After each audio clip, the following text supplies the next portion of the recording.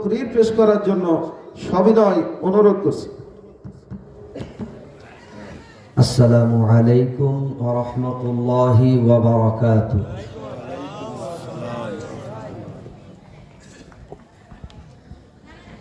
আলহামদুলিল্লাহ আলহামদুলিল্লাহি কামা হুয়া বিআসমাইহি ওয়া সিফাতিহি والصلاة والسلام على سيد الأنبياء بشانه ونشهد أن لا إله إلا الله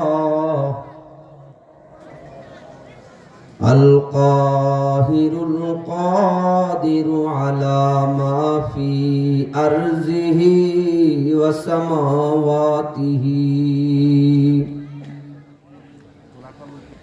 ثم نشهد أن سيدنا وسندنا وحبيبنا ومولانا محمدا عبده ورسوله المبعوث إلى جميع مخلوقاته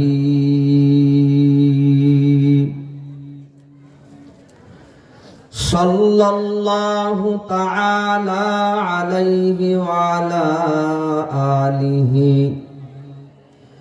وأصحابه وحماته أما بعد فأعوذ بالله من الشيطان الرجيم بسم الله الرحمن الرحيم إن الذين آمنوا وعملوا الصالحات لهم جنات تجري من تحتها الأنهار ذلك الفوز الكبير وقال رسول الله صلى الله عليه وسلم أخلص دينك يكفك العمل القليل وقال رسول الله صلى الله عليه وآله وسلم يتبع الميت ثلاثة فيرجع اثنان ويبقى معه واحد يتبعه أهله وماله وعمله فيرجع أهله وماله ويبقى عمله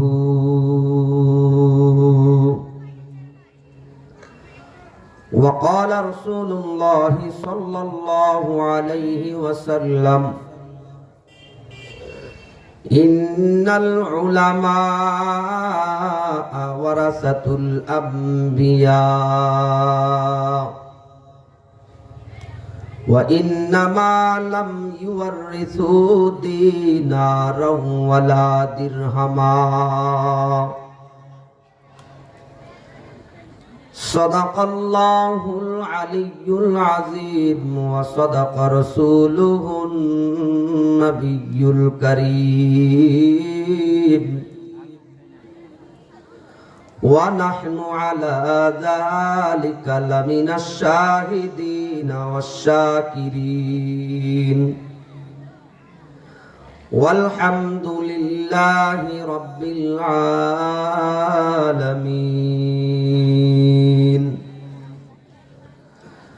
اللهم صل على محمد كلما ذكره الذاكرون وكلما غفل عن ذكره الغافلون. اللهم صل على محمد كلما ذكره الذاكرون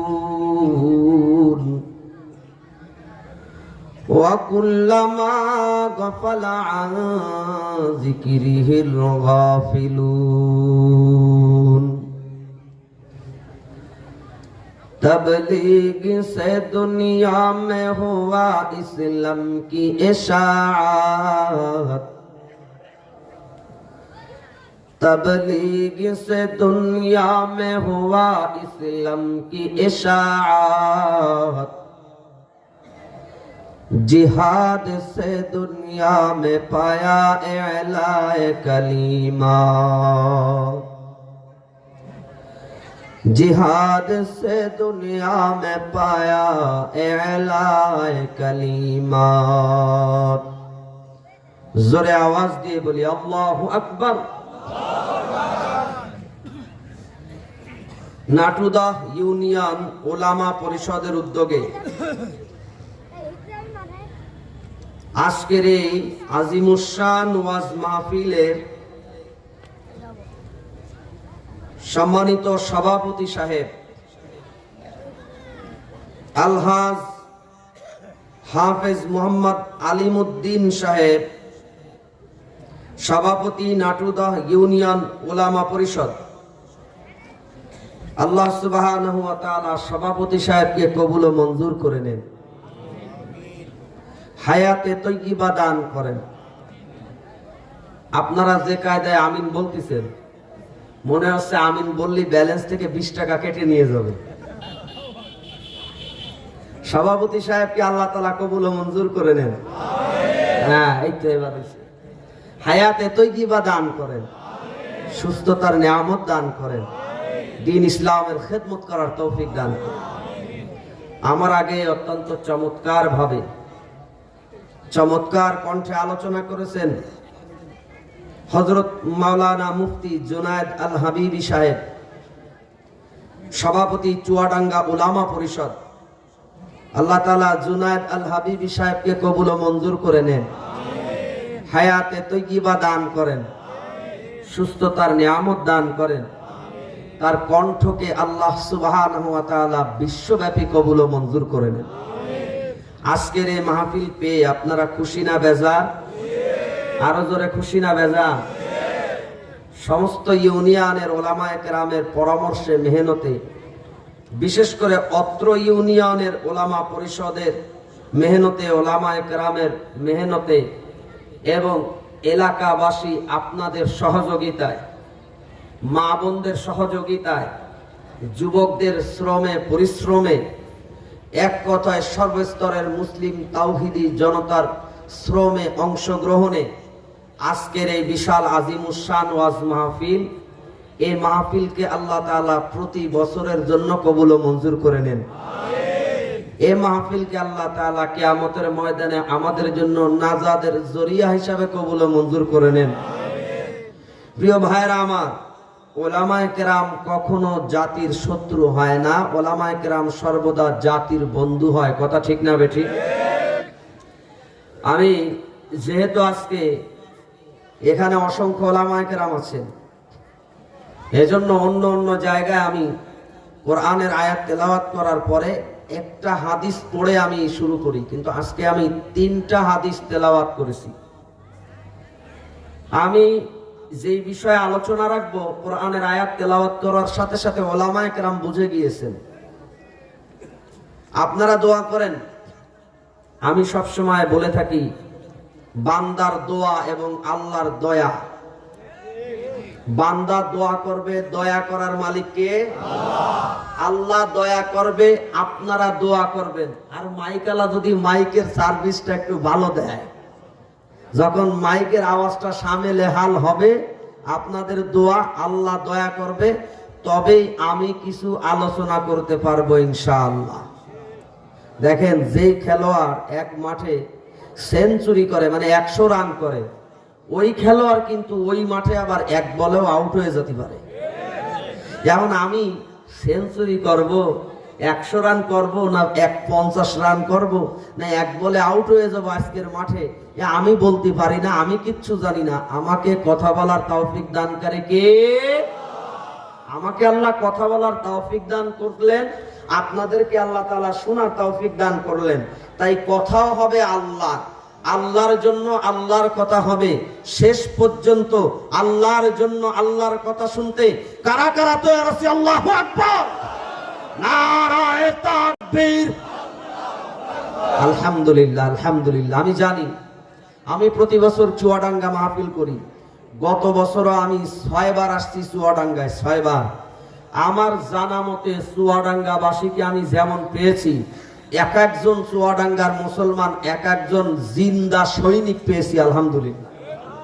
আমি এতটুকু আমার আইডিয়া আছে যে চুয়াডাঙ্গাবাসীর, চুয়াডাঙ্গা এর অর্থই হলো এক একজন মুসলমান জিন্দা সৈনিক।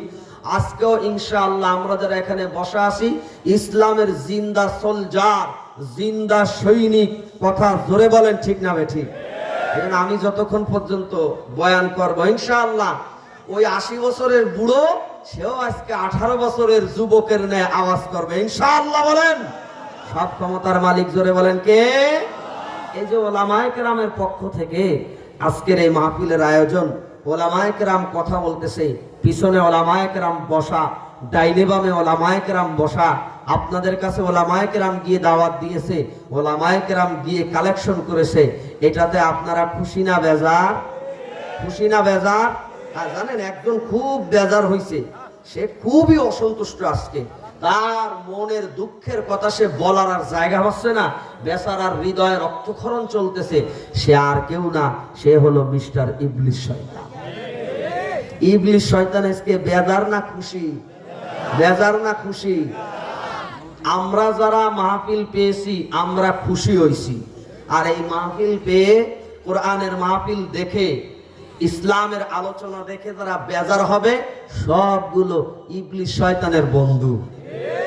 সবগুলো কি? ইবলিস শয়তানের বন্ধু। কথা মনে পড়ে গেল, কথা শুরু করার আগে কথা মনে পড়ে গেল, ছাত্র জামানায় আমি একটা বই পড়তেছিলাম, ছাত্র জামানায় একটা কিতাব পড়তেছিলাম, তালবিসুল ইবলিস। এটা ইমাম জাওজি রহমতুল্লাহি আলাইহির, ওইটা না কিন্তু আরেকটা, আরেকটা আছে তালবিসুল ইবলিস। এটা উর্দু ভার্সন আমি পড়তেছিলাম। তা ওখানে লেখা আছে ইবলিস শয়তানের বন্ধু কারা আর ইবলিস শয়তানের শত্রু কারা, এখানে লেখা আছে। এখন ইবলিস শয়তানের সাথে রাসূলুল্লাহ সাল্লাল্লাহু আলাইহি ওয়াসাল্লামের সঙ্গে সাক্ষাৎ হইছে।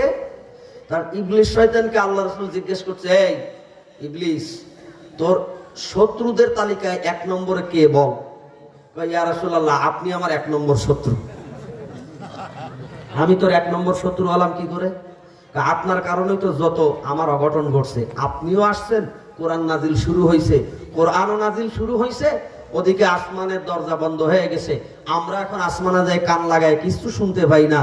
আপনিও আসছেন, মানুষ তাওহীদ শিখতেছে, মানুষ আর আমার কথা মতো চলতেছে না, আল্লাহ আল্লাহ হয়ে যাচ্ছে। এই জন্য আপনি আমার 1 নম্বর শত্রু, আপনি আমার 1 নম্বর শত্রু। তোর বন্ধুকে 1 নম্বর? আমার 1 নম্বর বন্ধু হলো জালেম বাদশা।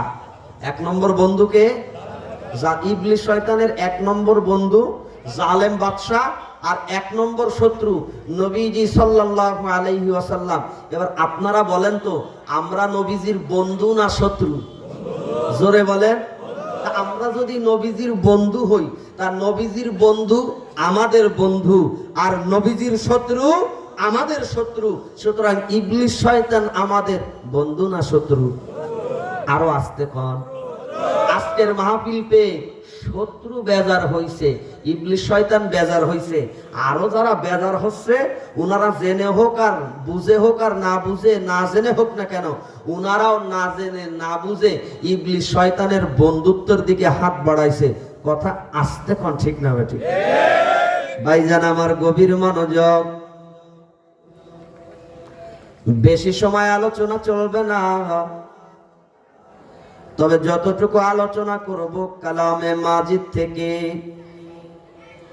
যে মেসেজটা দেওয়ার চেষ্টা করব ভালো করে গভীর মনোযোগ দিয়ে বোঝার চেষ্টা করবেন।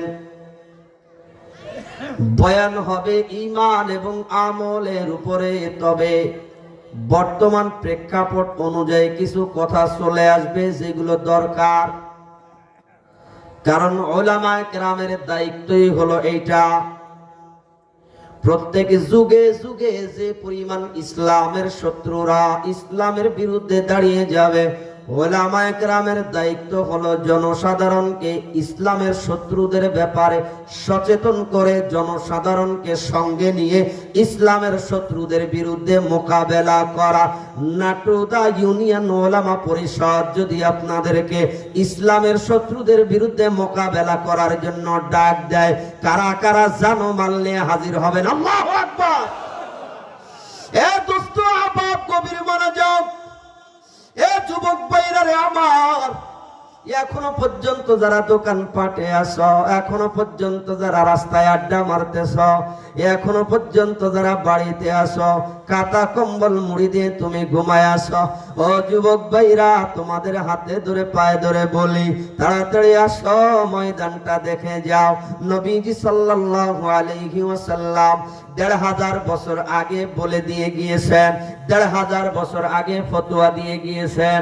দোস্ত আহবাব, আমি যদি বানানো কথা বলি উলামায়ে কেরাম আছেন সঙ্গে সঙ্গে ধরে বসবে, হ্যাঁ তারা বেয়াদবি করবে না, তবে স্লিপ দিয়ে দেবে, হুজুর এটা কিন্তু ভুল হয়েছে। উলামায়ে কেরামের মজলিসে বানানো ২ নম্বর কথা বলার কোনো সুযোগ নাই। আল্লাহর নবীজি সাল্লাল্লাহু আলাইহি ওয়াসাল্লাম ১৫০০ বছর আগে বলে দিয়ে গিয়েছেন, সেই জায়গায় ইলমে ওহীর আলোচনা করা হয়, কোরআনের আলোচনা করা হয়, হাদিসের আলোচনা করা হয়, ইলমের আলোচনা করা হয়, আল্লাহ তাবারাকা ওয়া তাআলার তাওহীদের আলোচনা করা হয়, রিসালাতের আলোচনা করা হয়, আখিরাতের আলোচনা করা হয়। আমার নবী জানায় দিয়া গেলেন ওই ময়দানটা ওই জায়গাটা হলো জান্নাতের বাগান। তার মানে যে ময়দানে আপনারা বসা, চতুর্দিকে খোলামেলা ঠান্ডা বাতাস, নিচে এমন একটা পাটি দেওয়া, এমন একটা বস্তা ত্রিপল দেওয়া, এর থেকেও দামি বিছানা কিন্তু আপনাদের বাড়িতে আছে, এর থেকেও দামি বিছানা আপনাদের খাটের উপরে বিছানো আছে, কিন্তু এই কম দামি বিছানার উপরে বসে হাওয়া বাতাস চতুর্দিকে ঢুকতেছে, নিশিরের পানি টপ টপ করে পড়তেছে, তবু এই জায়গাটার নাম হলো জান্নাতের বাগান। আস্তে কোন ঠিক না বেঠি?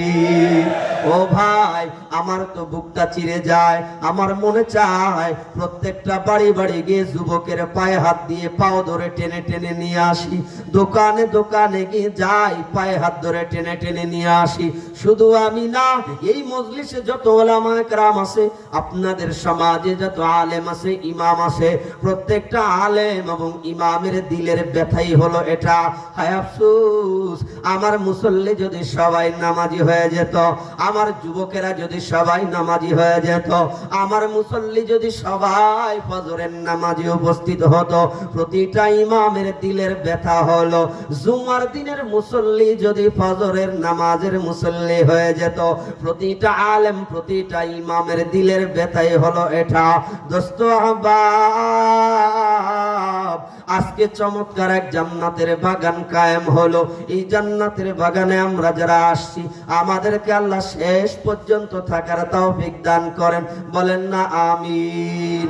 যারা এখনো আসেন নাই, আল্লাহ তাদেরকে আসার তৌফিক দান করেন, বলেন না আমিন। আমার ভাইজান গভীর মনোযোগ, আমি আপনাদের সামনে কালামে মাজিদ থেকে অসংখ্য গলিত আয়াতে কারিমার মধ্য থেকে সূরা বুরুজের একখানা আয়াতে কারিমা তেলাওয়াত করলাম।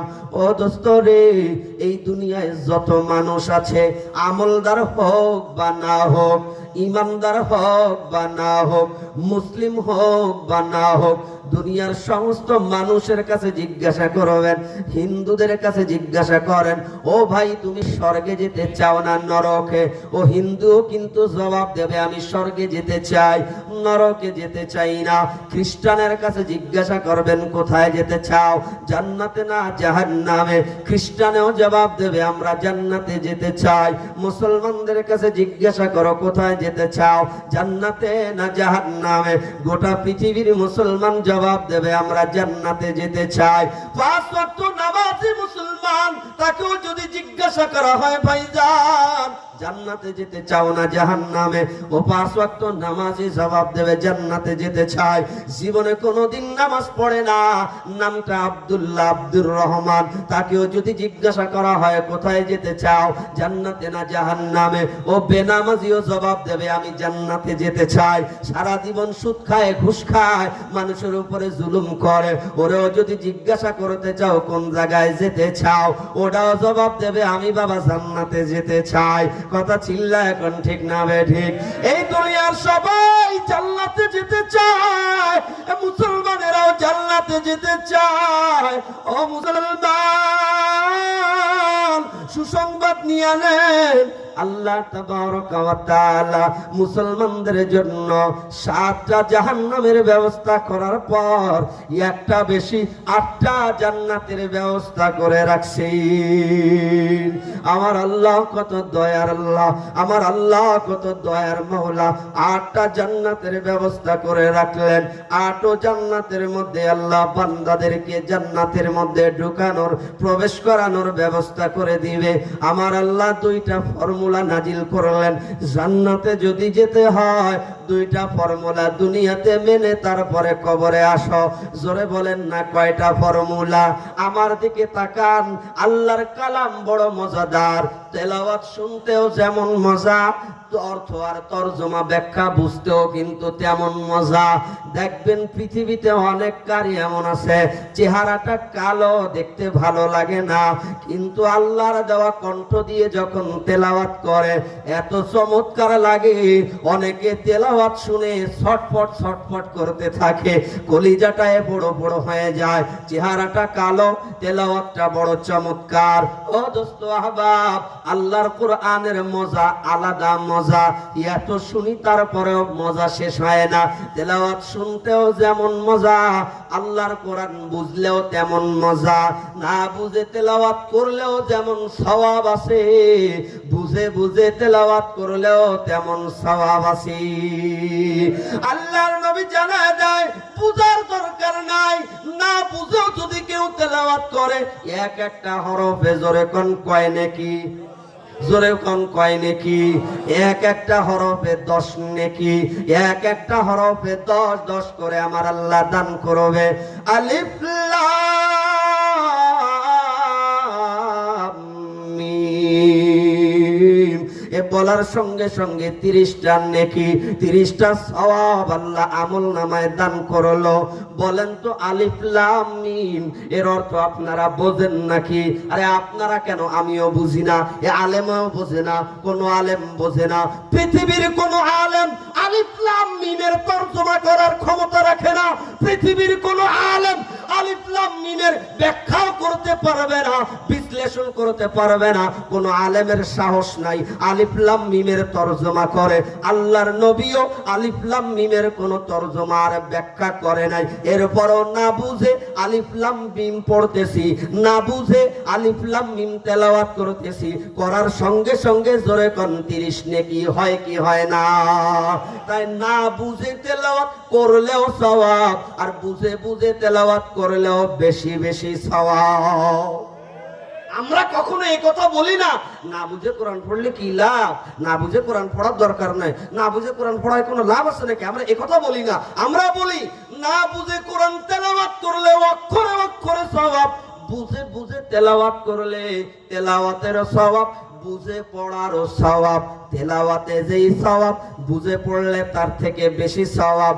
এজন্যই বলতেছি আল্লাহর কোরআন এত মজা, বুঝলেও মজা, না বুঝে তেলাওয়াত শুনলেও মজা। আস্তে কোন ঠিক না বেটি?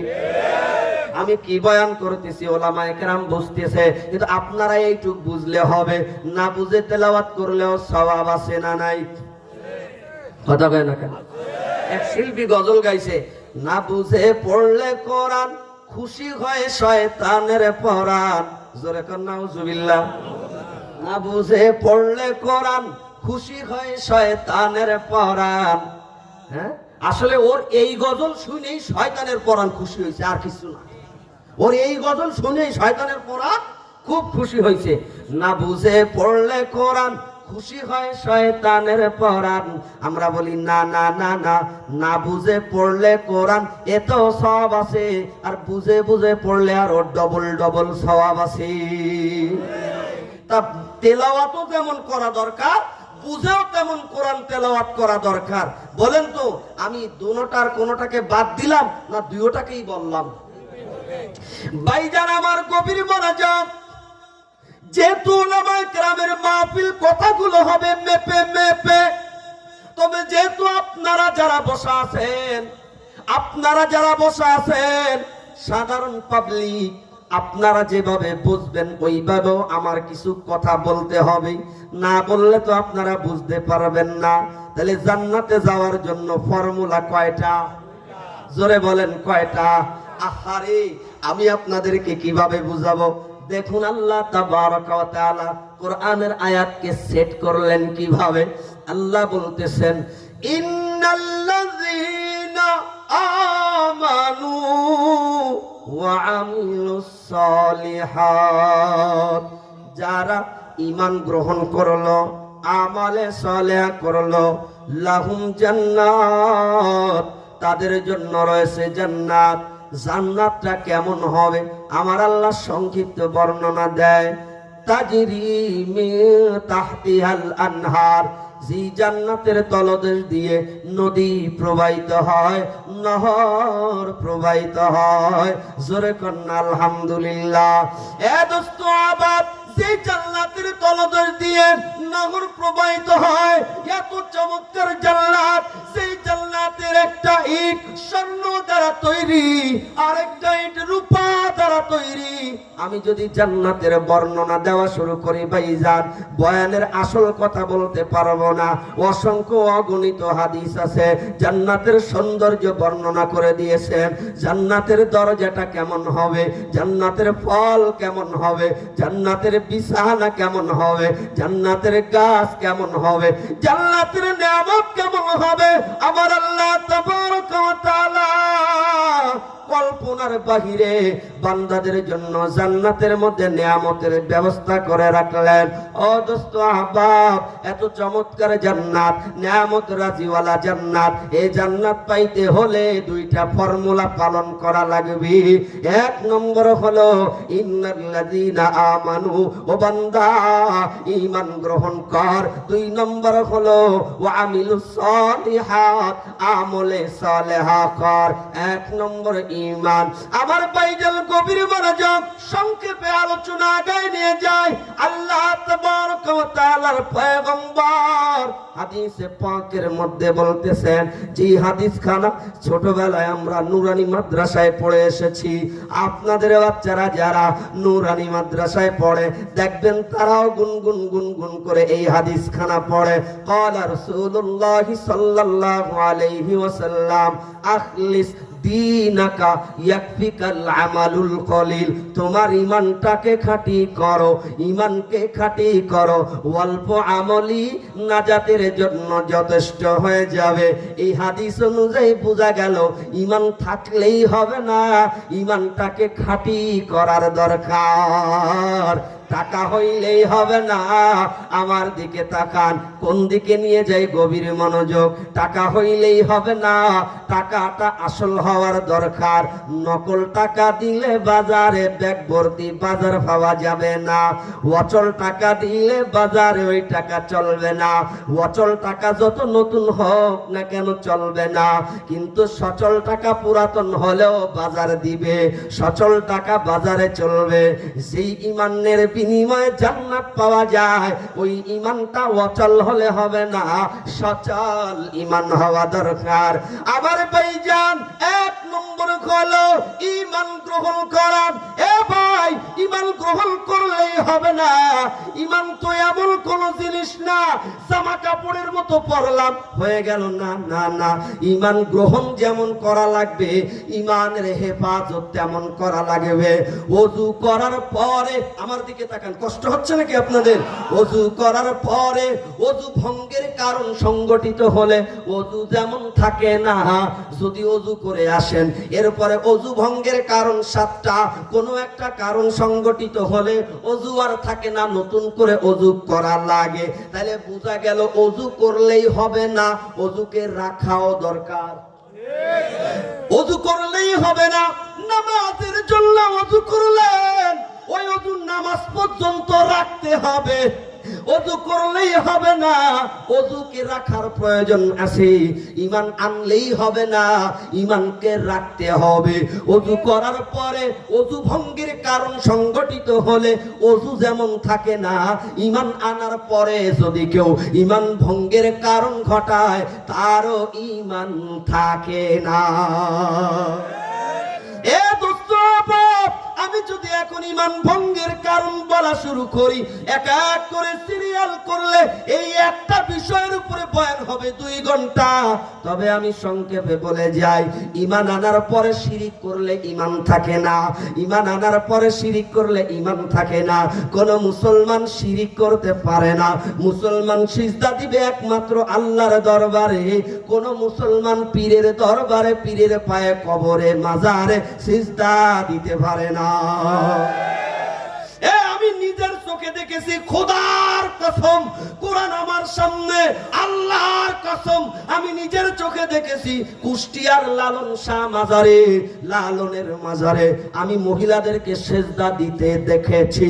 আমি সিজদা দিতে দেখেছি ওই কবরে। কোন মুসলমান কবরে সিজদা দিতে পারে না। যে মুসলমান কবরে সিজদা দেয়, ও দোস্ত আহবাব, তার তো ঈমানের কোনো বেল বেরেক থাকে না।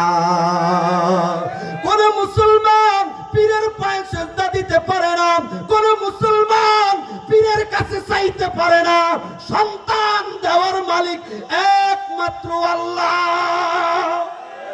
এ দোস্ত আহবাব, ওই দিন আমি ভিডিও দেখলাম, 2 দিন আগে আমি একটা ভিডিও দেখলাম, এইরকম বাবরি চুল, চক্রা বকরা মার্কা জামা গায়ে দেওয়া, ওর টুপিটা এরকম উঁচু, 1.5টা 3টা টুপি, দেখলে মনে যায় মনে আছে তিড়িং বিড়িং মার্কা এক বক্তা, ও বয়ান করতেছে গাউসুল আজম আব্দুল কাদের জিলানী কত মেয়ে সন্তানকে ছেলে বানাই দিছে, কত ছেলে সন্তানকে মেয়ে বানাই দিছে, কত বন্দা নারীর পেটে গাউসুল আজম ছেলে দিয়ে দিছে, সন্তান দিয়ে দিছে।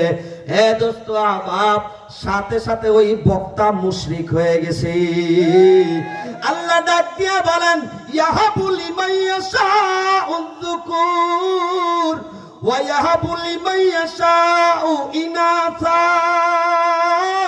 আল্লাহ যাকে ইচ্ছা তাকে ছেলে সন্তান দান করে, যাকে ইচ্ছা তাকে মেয়ে সন্তান দান করে।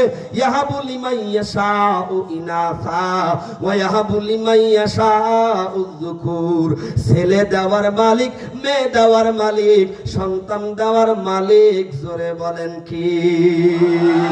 আরে পাগল মার্কা কিছু, পাগল ছাগল মার্কা কিছু ভণ্ড মাজার পূজারি বের হইছে, ওর পীর বাবা নাকি সন্তান দিতে পারে। না না না, ওদের ওই শিরিক মিশ্রিত ঈমানে জান্নাত পাওয়া যাবে না। এই জন্য আল্লাহর নবী বলছেন, আল্লাহর নবী এজন্যই বলছেন, আখলিস দীনাকা ইয়াকফিকাল আমালুল কলিল। তোমার ঈমানকে খাঁটি করো, কারণ শেষ জামানা, এখন নতুন এক ফিতনা চালু হইছে, ঈমানের সংরক্ষণের খোঁজ খবর নাই। উনি আমলে বড় চেতা, বুঝেন না কেন? কোটি কোটি টাকা খরচ করে হজ করতে যায়, লাখ লাখ টাকা খরচ করে হজ করে, উমরার পরে উমরা করে বছরে নিজের বাড়ির পাশের গরিব মানুষ না খায় মরে, ওর উমরা করা লাগে না, নফল উমরাও যায় উমরা করতে লাখ লাখ টাকা খরচ করে, অথচ ইমানের ঠিক নাই, পীরের পায়ে সেজদা দেয়, পীরকে খোদায়ের মর্যাদার বসায়, আল্লাহর মর্যাদায় পীরকে বসায়। আরেক বক্তা ওয়াজ করছে, কয় সে তো ডাইরেক্ট কইছে, কয় ডাইরেক্ট বলতেছে, কয় আব্দুল কাদের জিলানী কুম বিইজনিল্লাহ বলেনি, আল্লাহর হুকুমে দাঁড়ায় যাও এই কথা বলেনি। আব্দুল কাদের জিলানী বলছে কুম বিইজনি, আমার হুকুমে দাঁড়ায় যাও। আস্তে কোন নাউজুবিল্লাহ। আমার আল্লাহর নবীজি সাল্লাল্লাহু আলাইহি ওয়াসাল্লাম কে আমার আল্লাহ চালায় দিয়েছেন, এজন্য আমার নবী জানে, এজন্য উম্মতের ঈমান হেফাজতের জন্য ১৫০০ বছর আগে বলে দিয়ে গিয়েছেন মূলনীতি, আখলিস দীনাকা ইয়াকফিকাল আমালুল কলিল। ওরে ঈমানকে খাঁটি করো, অল্প আমলি নাজাতের জন্য যথেষ্ট হয়ে যাবে। ও মুসলমান, জান্নাতে যাওয়ার ১ নম্বর ফর্মুলা হলো ঈমান গ্রহণ করা। এজন্য আমরা যারা ঈমানদার, আমাদের ঈমানকে সংরক্ষণ করার দরকার আছে না নাই? কোরআন তোমার ভালো লাগে না, কে তুমি, তোমার কোরআনের আলোচনা ভালো লাগে না। আমি যদি এখন অন্য বক্তার মতো গাজী কালুর গীত শুরু করতাম, তাহলে আমার সে ভালো বক্তা এলাকার নাই। ওয়াজ এখন হইছে রে, গাজী কালু চম্পাবতীর বয়ান করেছে। আমাদের যশোরে গাজী কালু চম্পাবতীর মাজার আছে না? এই যশোর 12 বাজারে গাজী কালু চম্পাবতীর মাজার আছে, 3-3টে কবর চাদর দিয়ে ঢাকা আছে, আমি নিজে দেখেছি, আপনারাও দেখেছেন। আবার ওই বেনাপোলের ওদিকে গাজীর দরগা ফয়জাবাদ এক মাদ্রাসায় গাজীর কবর আছে। এক গাজীর কবর কয় জায়গায় হয়েছে আমার বুঝে আসে না। এক গাজীর কবর কয় জায়গায় হয়েছে আমার বুঝে আসে না। আমি এক জায়গায় মাহফিলে গেছি, আমার বয়ান শুনতে চায় না, কয় হুজুর এই এলাকায় শুধু গান চলে। এবার আমি গাজী কালুর বয়ান শুরু করছি, ও ফুতি আমার মুখস্থ, পুরা গাজী কালু চম্পাবতীর ফুতি। আমি ক্লাস আলিয়া মাদ্রাসায় ক্লাস 3-তে পড়াকালীন সময় ওই আমার বাসায় ছিল, আমি প্রত্যেকদিন পড়ে পড়ে শোনাতাম, আর মহিলারা গোল হয়ে শুনতো, আমার মা খালারা শুনতো আর কানতো, ও আমার মুখস্থ আছে। ওই বয়ান যখন শুরু করলাম, একেবারে পুরা স্টেজের উপরে ঠমকে ঠমকে চলে যত সব পরি, ঝলমল করে রূপ আহা মরি মরি। কি সুন্দর লাগতেছে ওনাদের কাছে, যারা এই পুঁথি পড়ছে তারা জানে। এইরকম ভাবে গাজী কালুর পুঁথি যখন শুরু করলাম, 10-15 মিনিটের ভিতরে মাঠ ভরে গেছে। এই চলবে। ও ভাইজান, কে রে ভাইজান আমরা? না না, দুনিয়াতে তো আমরা এসেছি কার হুকুম মানার জন্য, কার কথা শোনার জন্য। আল্লাহ তাবারaka ওয়া তাআলা ডাক দিয়া বলে, ওয়ালা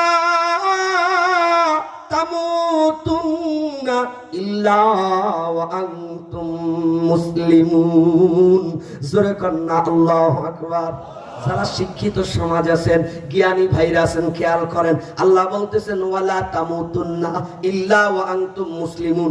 এ মুসলমান না হয়ে মৃত্যুবরণ করো না। মানে বোঝা গেল, এখন তো ঈমান আনলাম, যেদিন মরব, মরা পর্যন্ত ঈমান থাকা লাগবে, ঈমান নিয়ে মুসলমান হয়ে কবরে যাওয়া লাগবে। মাঝখানে যদি বেঈমান হয়ে যায়, তাহলে কিন্তু ঈমান নিয়ে যেতে পারবো না। এজন্য আল্লাহ ওই রকম ভাবে অর্ডার লাগাই দিয়েছে, ওয়ালা তামুতুন্না ইল্লা ওয়া আনতুম মুসলিমুন। সুতরাং চিল্লা বলেন, ঈমান হেফাজতের দরকার আছে না নাই? আমার ভাইজান, গভীর মনোযোগ। এই এলাকার ওলামায়ে কেরাম, গোটা সমাজের ওলামায়ে কেরাম সর্বদা আপনাদের পিছনে লেগে আছে ঈমানকে সংরক্ষণ করার জন্য। কেউ যেন আপনার আমার ঈমানকে কেড়ে নিতে না পারে, চুরি করে নিতে না পারে, ডাকাতি করতে না পারে। এই যুগের ওলামায়ে কেরাম হলো উম্মাহর ঈমান এবং আমলের পাহারাদার। কথা চিল্লায় বলেন ঠিক না বেঠিক? ভাইজান আমার, আমি বেশি লম্বা আলোচনা ঈমানের বিষয়ের দিকে যাওয়া না। বোঝা গেল 1 নম্বর ফর্মুলা হলো ঈমানকে গ্রহণ করা, 2 নম্বর ফর্মুলা হলো ওয়ামিলুস সালিহাত, আমলে সলেহা করা। আমলে সলে অর্থ হলো নেক আমল করা। ও দোস্ত আহবাব, নেক আমল করতে হবে, কারণ কিয়ামতের ময়দানে নেক আমলটাই কাজে লাগবে, কবরের মধ্যে নেক আমলটাই কাজে লাগবে। ও দোস্ত আহবাব, দুনিয়ার কোন বন্ধু বান্ধব আমার সঙ্গে যাবে না, আপনার আমার সঙ্গে যাবে না, একমাত্র নেক আমলটাই সঙ্গে যাবে। জীবন নামের প্রদীপ আমার, জীবন নামের প্রদীপ আমার, যেদিন যাবে লিভে, বন্ধু বান্ধব আপন জনে সবাই ফেলে যাবি। জীবন নামের প্রদীপ আমার, যেদিন যাবে লিভে, বন্ধু বান্ধব আপন জনে সবাই ফেলে যাবি। দুই নয়নের কপাটে যেদিন লাগবে চিরতরে, আপন জনে মিলে মিশে দিবে বিদায় করে। শূন্য খাঁচা রবে পড়ে, শূন্য খাঁচা রবে পড়ে, পাখি যাবে উড়ে, গোসল দিবে আমায় সবে গরম পানি করে। সাদা কাপড় পরে আমি, সাদা কাপড় পরে সবাই যাব এমন দেশে, যেই দেশেতে আপন বলে থাকবে না কেউ পাশে। আমার বন্ধু আমার পাশে থাকবে না, আমার ভাই আমার পাশে থাকবে না। ভাইজান আমার, একটুখানি কল্পনা করেন, আপনি বয়ান শেষ করে বাড়ি রওনা করতেছেন, হঠাৎ করে আপনার অ্যাক্সিডেন্ট হয়ে গেল। আমি বয়ান শেষ করে বাড়ির দিকে রওনা করলাম, হঠাৎ করে আমার অ্যাক্সিডেন্ট হয়ে গেল। ও দোস্ত আহবাব, এবার কিন্তু আর এই পোশাক থাকবে না, সাদা কাপড় পরানোর ব্যবস্থা হবে, কবর পর্যন্ত আমাকে নিয়ে যাওয়া হবে, কোনো বন্ধু বান্ধব কবরে আমার যাবে না। আপনারা হয়তো খবরটা শুনবেন, আমাদের এলাকার প্রধান বক্তা বয়ান করতে যাওয়ার পথে অ্যাক্সিডেন্ট করেছে। আপনারা কেউ কেউ 2 ফোঁটা চোখের পানি ফেলবেন, কেউ কেউ হয়তো বা মহব্বতের জন্য আমার কবরটা, আমার জানাজা পড়ার জন্য চলে যাবেন। ও দোস্ত আহবাব, সঙ্গে কিন্তু কেউ কবর পর্যন্ত যাবে না, আমার সন্তান আমার কবরে যাবে না, আমার স্ত্রী আমার কবরে যাবে না। ভাইজান, আমি এই মাসের 2 তারিখে রংপুর মাহফিলে গেলাম। রংপুরে একজন বক্তা অ্যাক্সিডেন্ট করেছে, জায়গায় ডেথ হয়ে গিয়েছে, ওই জায়গায় ডেথ হয়ে গিয়েছে, মারা গেছে। আমার আহালিয়া ফেসবুকে খবরটা দেখার সাথে সাথে আমাকে ফোন দিয়েছে, ফোন দিয়ে চোখের পানি ফেলে কাঁদতেছে, কই গো তুমি কোথায় আছো? শুনলাম কে নাকি রংপুরে অ্যাক্সিডেন্ট করেছে, তুমি ঠিক আছো কিনা? আমার আহলিয়া জানে আমি তো কিছু হয় নাই, তাও কান্নাকাটি করতেছে। আমার আহলিয়া এত ভালোবাসে, সেও কিন্তু আমার সাথে কবরে যাবে না, কিন্তু কবরে কে যাবে?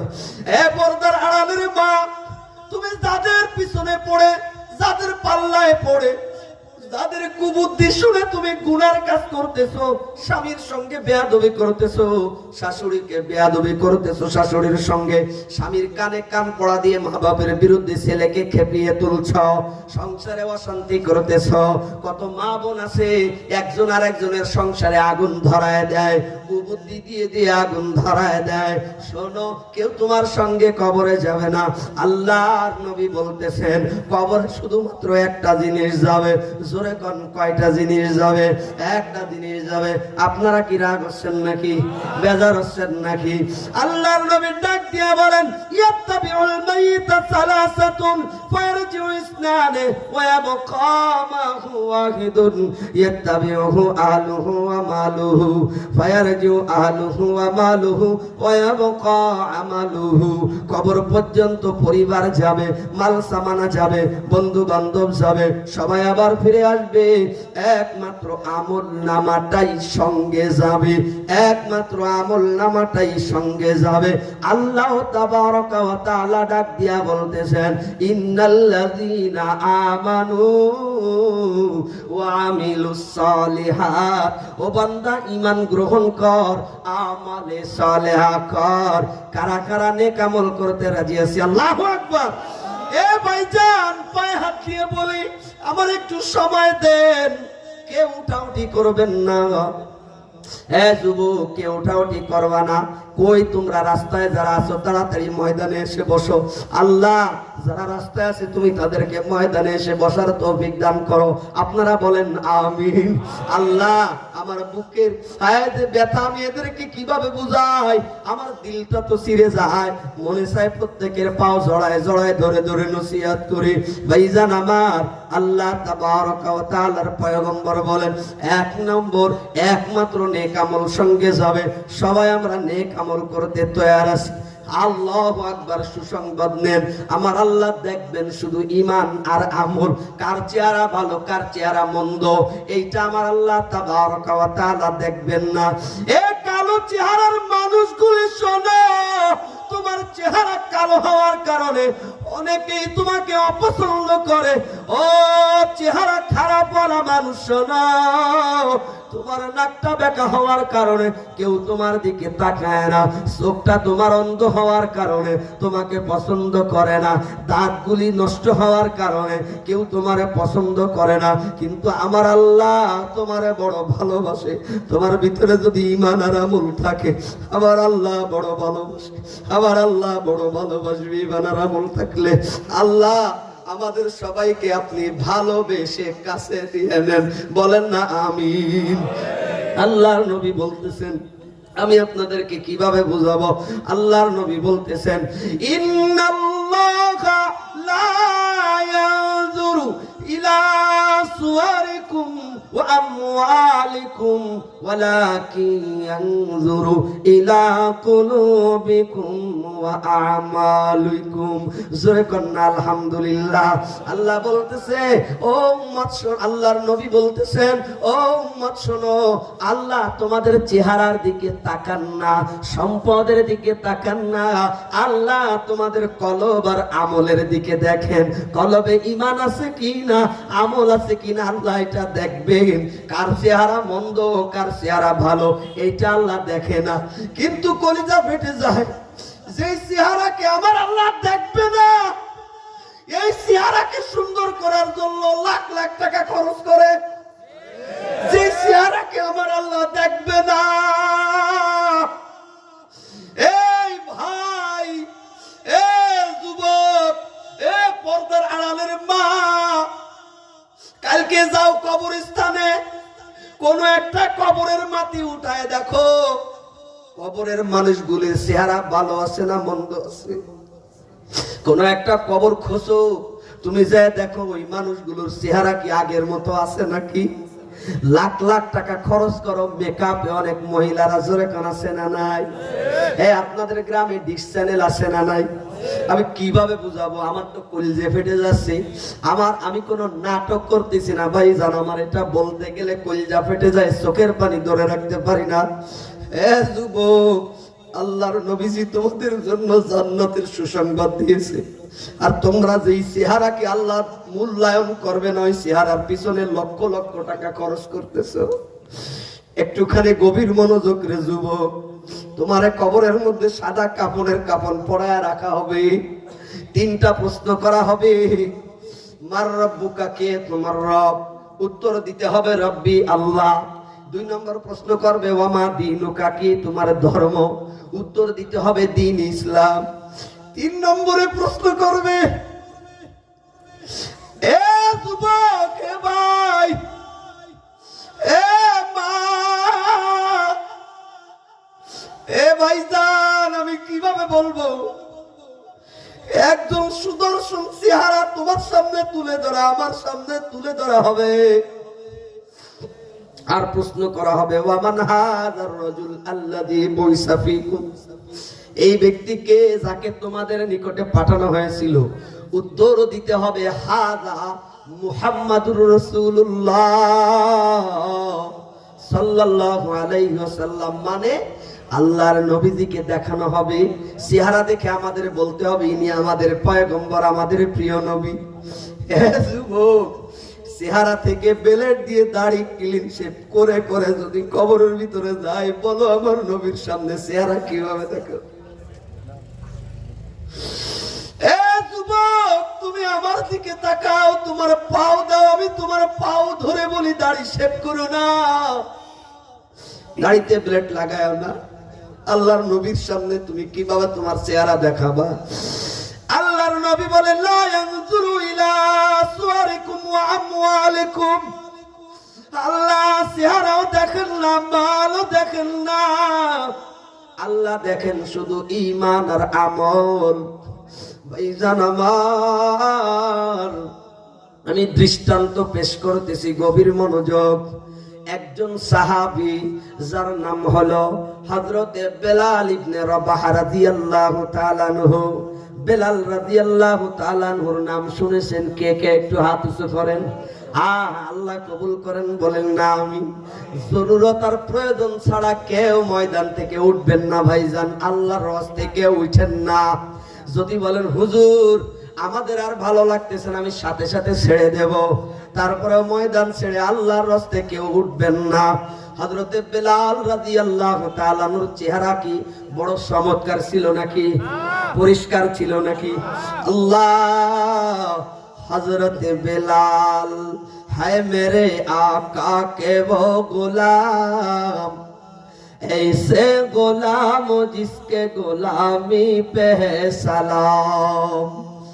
हजरत बिलाल है मेरे आका के वो गुलाम, ऐसे गुलाम जिस पे गुलामी पे है सलाम।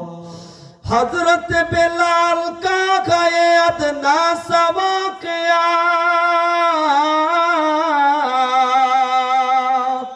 ईमान लाने वालों पे क्या क्या से तुम किया, ईमान लाने वालों पे क्या क्या से तुम किया। চেহারাটা কিন্তু কালো ছিল, নিচের ঠোঁটটা একটু মোটা ছিল।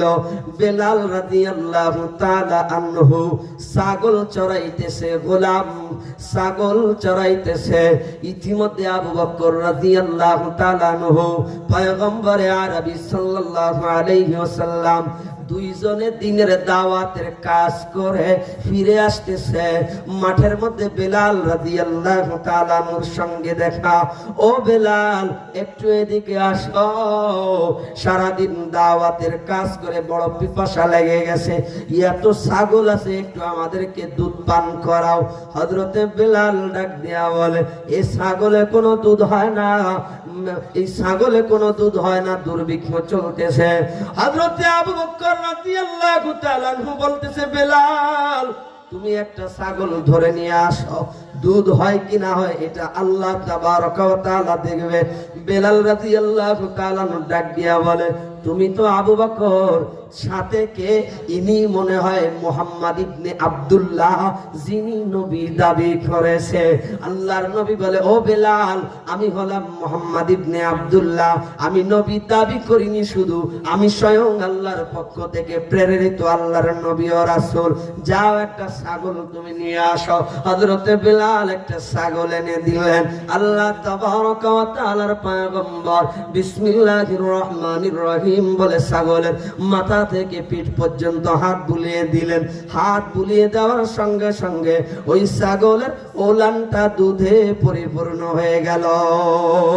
দুধটা দহন করলো বেলাল, নিজেও খেলো, নবীজিও খেলেন, আবু বকরও খেলো, পরিপূর্ণ ওলান।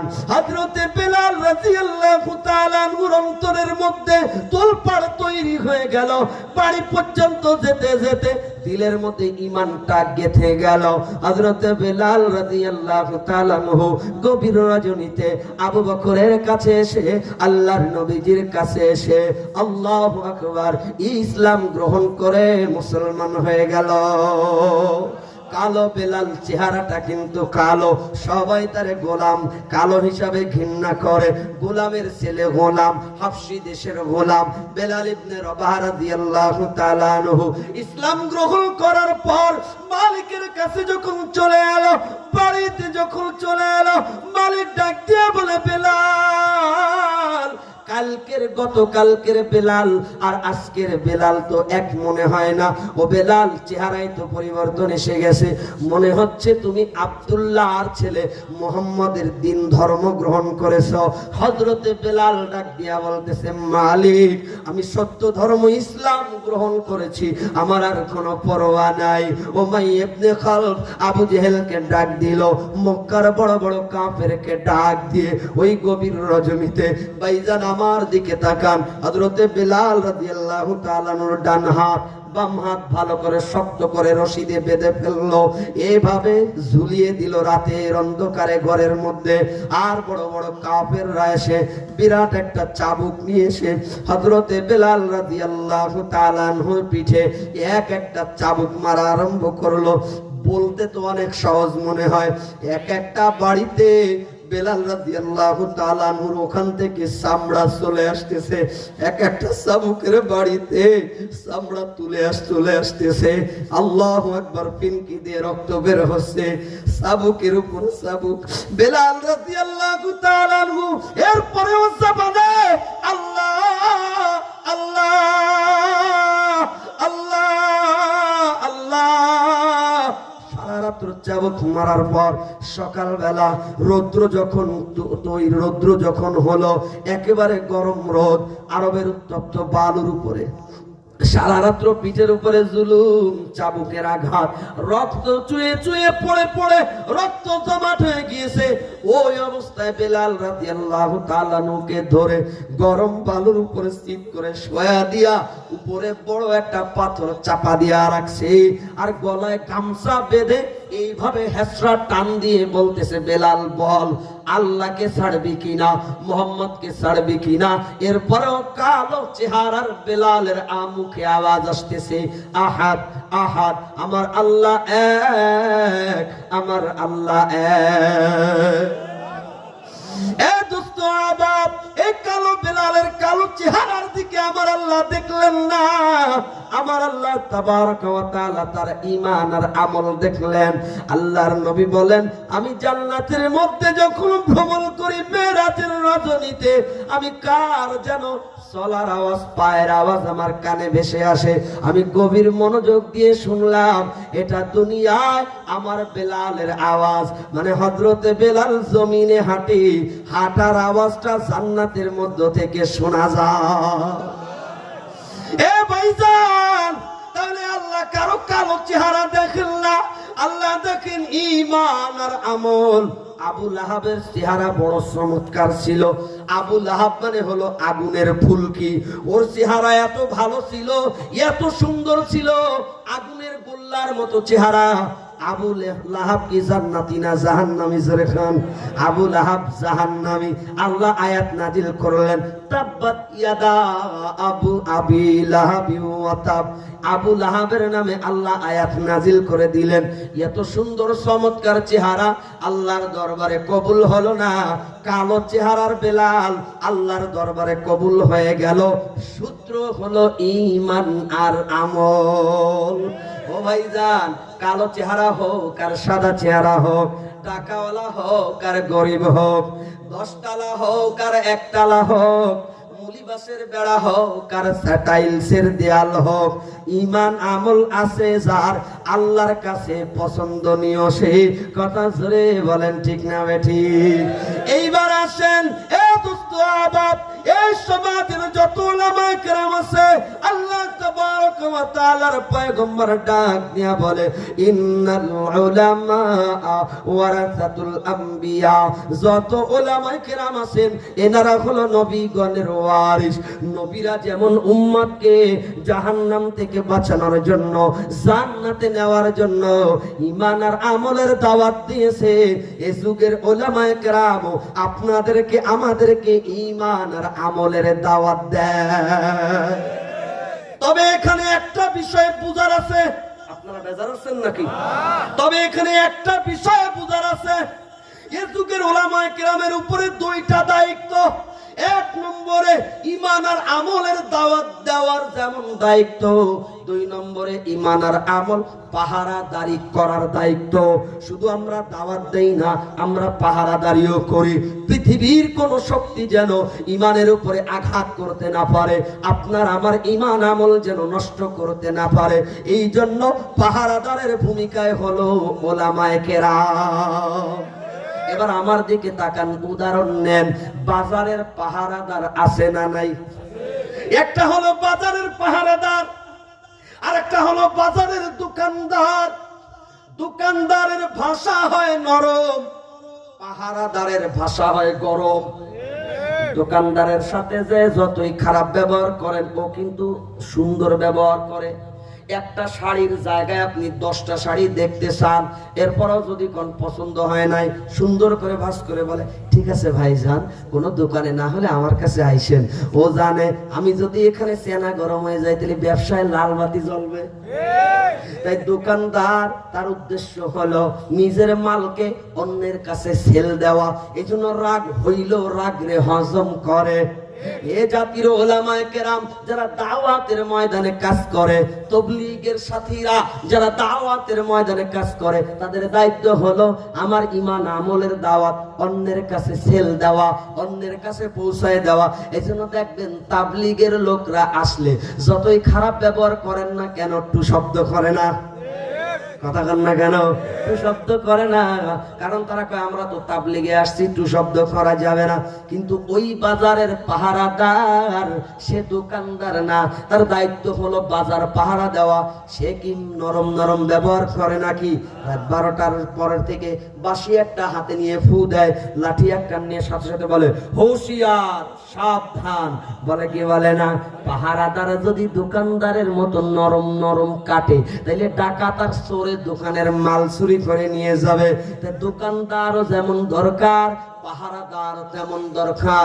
ঠিক তেমনি ভাবে এই যুগের ওলামায়ে কেরাম নরম ভাষায় যেমন ঈমান এবং আমলের দাওয়াত দেয়, ইসলামের শত্রুরা যখন ঈমান এবং আমলের উপরে আঘাত করে, পাহারাদারের মতো গর্জন দিয়েও কথা বলে।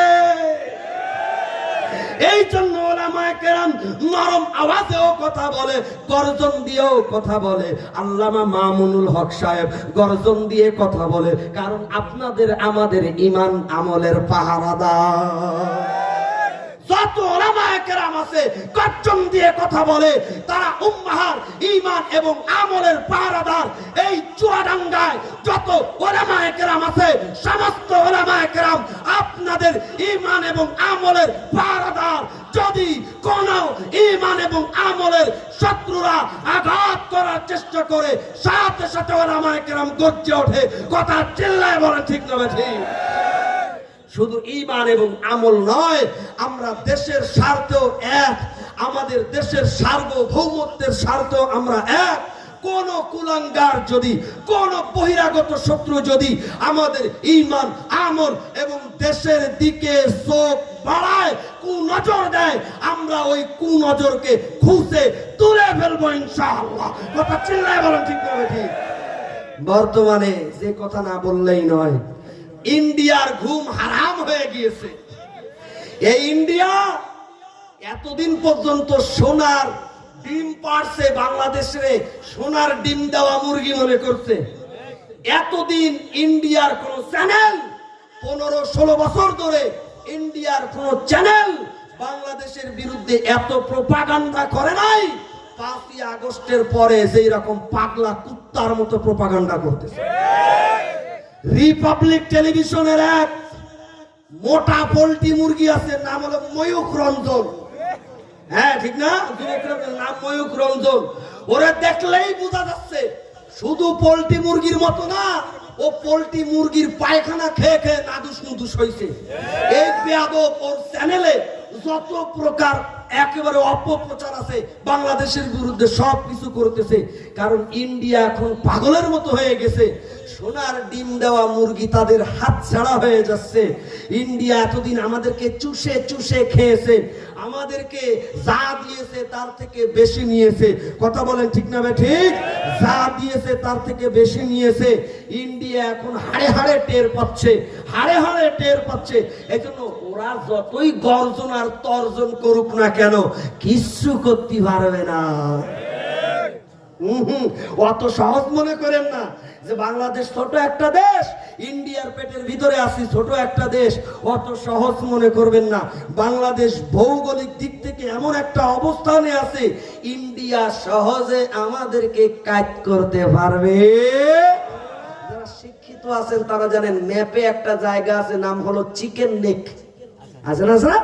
যারা সেই যারা আছে তারা জানে, আপনারা না বুঝলেও হবে সবাই। চিকেন নেক, এই চিকেন নেক মানে মুরগির ঘাড়। অর্থাৎ একটা এই পুরা ইন্ডিয়ার ম্যাপটা বাংলাদেশের উপর দিয়ে, এদের 7টা রাজ্য আছে, 7 সিস্টার বলা হয়। ওই 7টা রাজ্যে যাওয়ার জন্য একটাই মাত্র ছোট্ট করিডোর, ওইটা মুরগির ঘাড়ের মতো এমন ভাবে গেছে যে 7 রাজ্যটাকে মুরগির মাথা মনে হচ্ছে, আর পুরা ইন্ডিয়াটাকে মুরগির বডি মনে হচ্ছে, আর ওই করিডোরটাকে মুরগির ঘাড়ের মতো মনে হচ্ছে। ওইটা চীনের সীমান্ত, ওই পাশে ভুটান আছে, নেপাল আছে, মানে ওই জায়গাটা সব থেকে বিপজ্জনক। ওইটা যদি আটকে যায়, ভারতের 7টা রাজ্য হাতছাড়া হয়েছে। এই চিকেন নেক আবার পাকিস্তানেও আছে। এমনি তো পাকিস্তানের সাথে ভারতের সম্পর্ক ভালো না, চীনের সাথেও ভালো না। তা আপনারা কি মনে করছেন আমাদের কিছু বলবে আর চীন আর পাকিস্তান কিছু বলবে না, তাই মনে করছেন নাকি? ভারত কি তাই মনে করছে নাকি? অত সহজ না। শুনুন, আমি কোরআনের আয়াত বলতেছি, মুসলমান সজাগ আছেন তো ইনশাআল্লাহ? কারা কারা সজাগ আছে? আল্লাহু আকবার।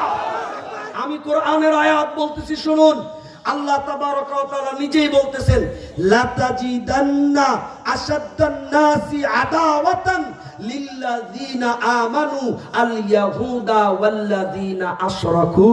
আল্লাহ তাআলা নিজেই বলতেছেন, হে নবী আপনি দেখতে পাবেন, হে নবী আপনি দেখতে পাবেন, আশাদ্দান নাসি আদাওয়াতান লিল্লাযিনা আমানু, ঈমানদারদের সবথেকে চরম কঠোর শত্রু হলো, আমার দিকে তাকান, আয়াতের তর্জমা করতেছি। কে বলতেছেন এই কথা? আল্লাহ। ঈমানদারদের শত্রু কারা, এর পরিচয় দিচ্ছেন কে? আরো জোরে বলেন। আল্লাহ। আল্লাহ বলতেছেন, লা তাজিদান্না আশাদ্দান নাসি আদাওয়াতান, মানুষের মধ্য থেকে সবথেকে বড় কঠোর শত্রু আপনি দেখবেন, লিল্লাযিনা আমানু, ঈমানদারদের বড় শত্রু কারা? আল ইয়াহুদা, 1 নম্বরে যারা ইহুদি তারা, 2 নম্বরে ওয়াল্লাযিনা আশরাকু, যারা মুশরিক তারা। এবার আসুন বর্তমান বাস্তবতার সাথে আয়াতকে মিলান। 1 নম্বর শত্রু ইহুদিরা। বলেন, ইহুদিরা আমাদের শত্রু না বন্ধু? আমাদের বাইতুল মুকাদ্দাসকে দখল করে রেখেছে কারা? ইহুদিরা বাইতুল মুকাদ্দাসকে দখল করে রেখেছে। ওই ফিলিস্তিনে হাজার হাজার হাজার শিশুদেরকে শহীদ করে দিয়েছে, হাজার হাজার মুসলিম মা বোনদেরকে শাহাদা শহীদ করে দিয়েছে, ধর্ষণ করেছে, হাজার হাজার মুসলিমদেরকে বাড়ি ছাড়া করেছে, শহীদ করে দিয়েছে। ইহুদিরা মুসলমানদের শত্রু, তারা আমাদের মসজিদ, প্রথম কিবলা বাইতুল মুকাদ্দাসকে দখল করে রেখেছে। আর ওয়াল্লাযিনা আশরাকু, যারা আল্লাহর সাথে শিরিক করে, যেমন যারা মূর্তি পূজা করে, হিন্দু মুশরিক যারা, হিন্দু প্রত্যেকেই শিরিক করে আল্লাহর সাথে। এবার এই উগ্র হিন্দুদের অবস্থা দেখেন, আমাদের 500 বছরের বাবরি মসজিদকে ভেঙে দিয়ে রাম মন্দির নির্মাণ করেছে, ইহুদিরা বাইতুল মুকাদ্দাস দখল করেছে। আর এই ভারতের উগ্র হিন্দুরা আমাদের বাবরি মসজিদকে দখল করে শহীদ করে দিয়ে রাম মন্দির নির্মাণ করেছে। তো বলেন তো আল্লাহর কথা সত্য না মিথ্যা? বলেন আল্লাহর কথা সত্য না মিথ্যা? তাহলে ইহুদিরা যেমন মুসলমানদের ঈমানদারদের শত্রু, উগ্র হিন্দু মুশরিকরাও মুসলমানদের শত্রু। কথা চিল্লায় বলেন ঠিক না বেঠিক? ইনারা লং মার্চ করতে আসতেছে। আমাদের দেশে নাকি হিন্দু নির্যাতন হচ্ছে। ওরে, আমাদের দেশের হিন্দুরা মায়ের কোলের ভিতরে আছে। কথা বলেন না কেন? ওই ভারত তখন নিজেকে দেশ নিজেরা সামলা। ওই ভারতের যেই পরিমাণ মুসলিম সংখ্যালঘু নির্যাতন করা হয়, ওই পরিমাণ কোন দেশে হয় কিনা সন্দেহ। ভারতে ওরা সংখ্যালঘুদের উপর নির্যাতন করে, মুসলিম কমিউনিটির উপর নির্যাতন করে। কোন মানুষ মুসলমানের কাছে গরুর গোশত পাওয়া গেলে তাকে বেধড়ক পিটায়, শহীদ করে দেয়। মুসলমান যুবকদেরকে জীবন্ত আগুনে পুড়িয়ে মেরেছে, বাবরি মসজিদকে ধ্বংস করে দিয়েছে। এখনো এই কুলাঙ্গারের বাচ্চারা মোদী সরকার, আরএসএস, বিজেপি সরকার, এই উগ্র হিন্দুত্ববাদীরা যেখানে মসজিদ আছে সেখানেই দাবি করতেছে এর মাটির তলে নাকি মন্দির আছে। মন্দির এর আজমির শরীফ ধরছে, একে একে মসজিদকে এরা হামলা করতেছে, মসজিদ ভেঙে গুড়িয়ে দিয়েছে। নিজের দেশের খবর নাই, তুই বাংলাদেশের উপরে নজর দিস।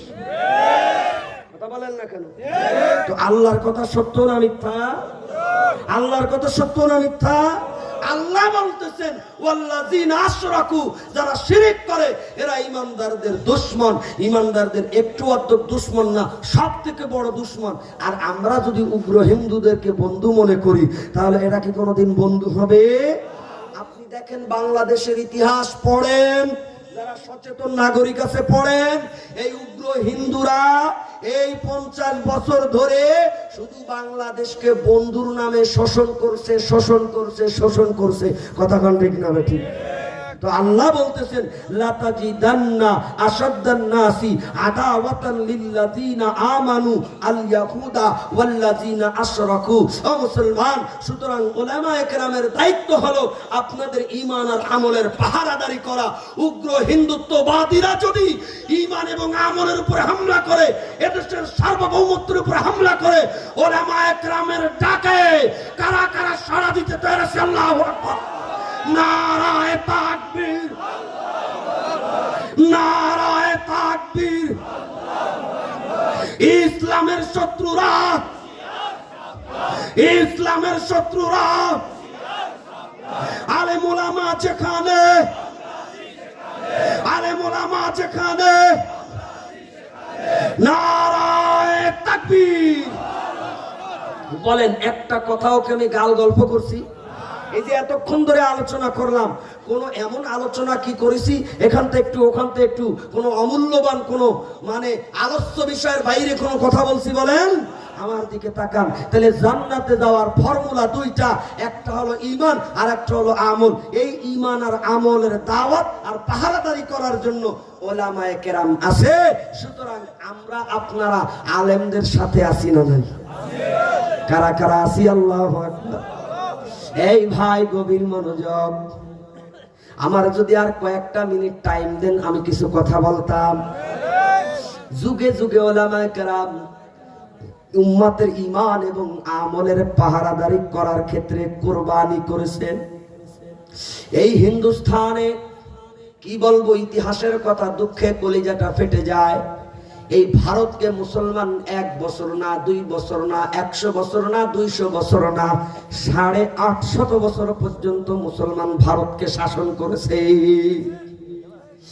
মুসলমান বাইরে আমার ইংরেজ আসার পর গোটা ভারতবর্ষে মুসলমানদেরকে গোলামে পরিণত করছে।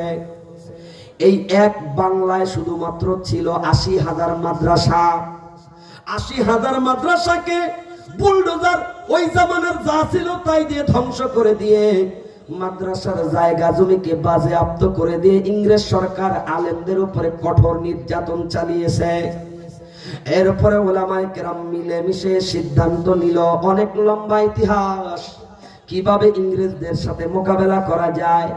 কাসেম নানুতুবি রাহিমাহুল্লাহ এইরকম ওই জামানার বড় বড় আল্লাহওয়ালা আলেমরা মিলে একটা মাদ্রাসা করলেন, তার নাম হলো দারুল উলুম দেওবন্দ।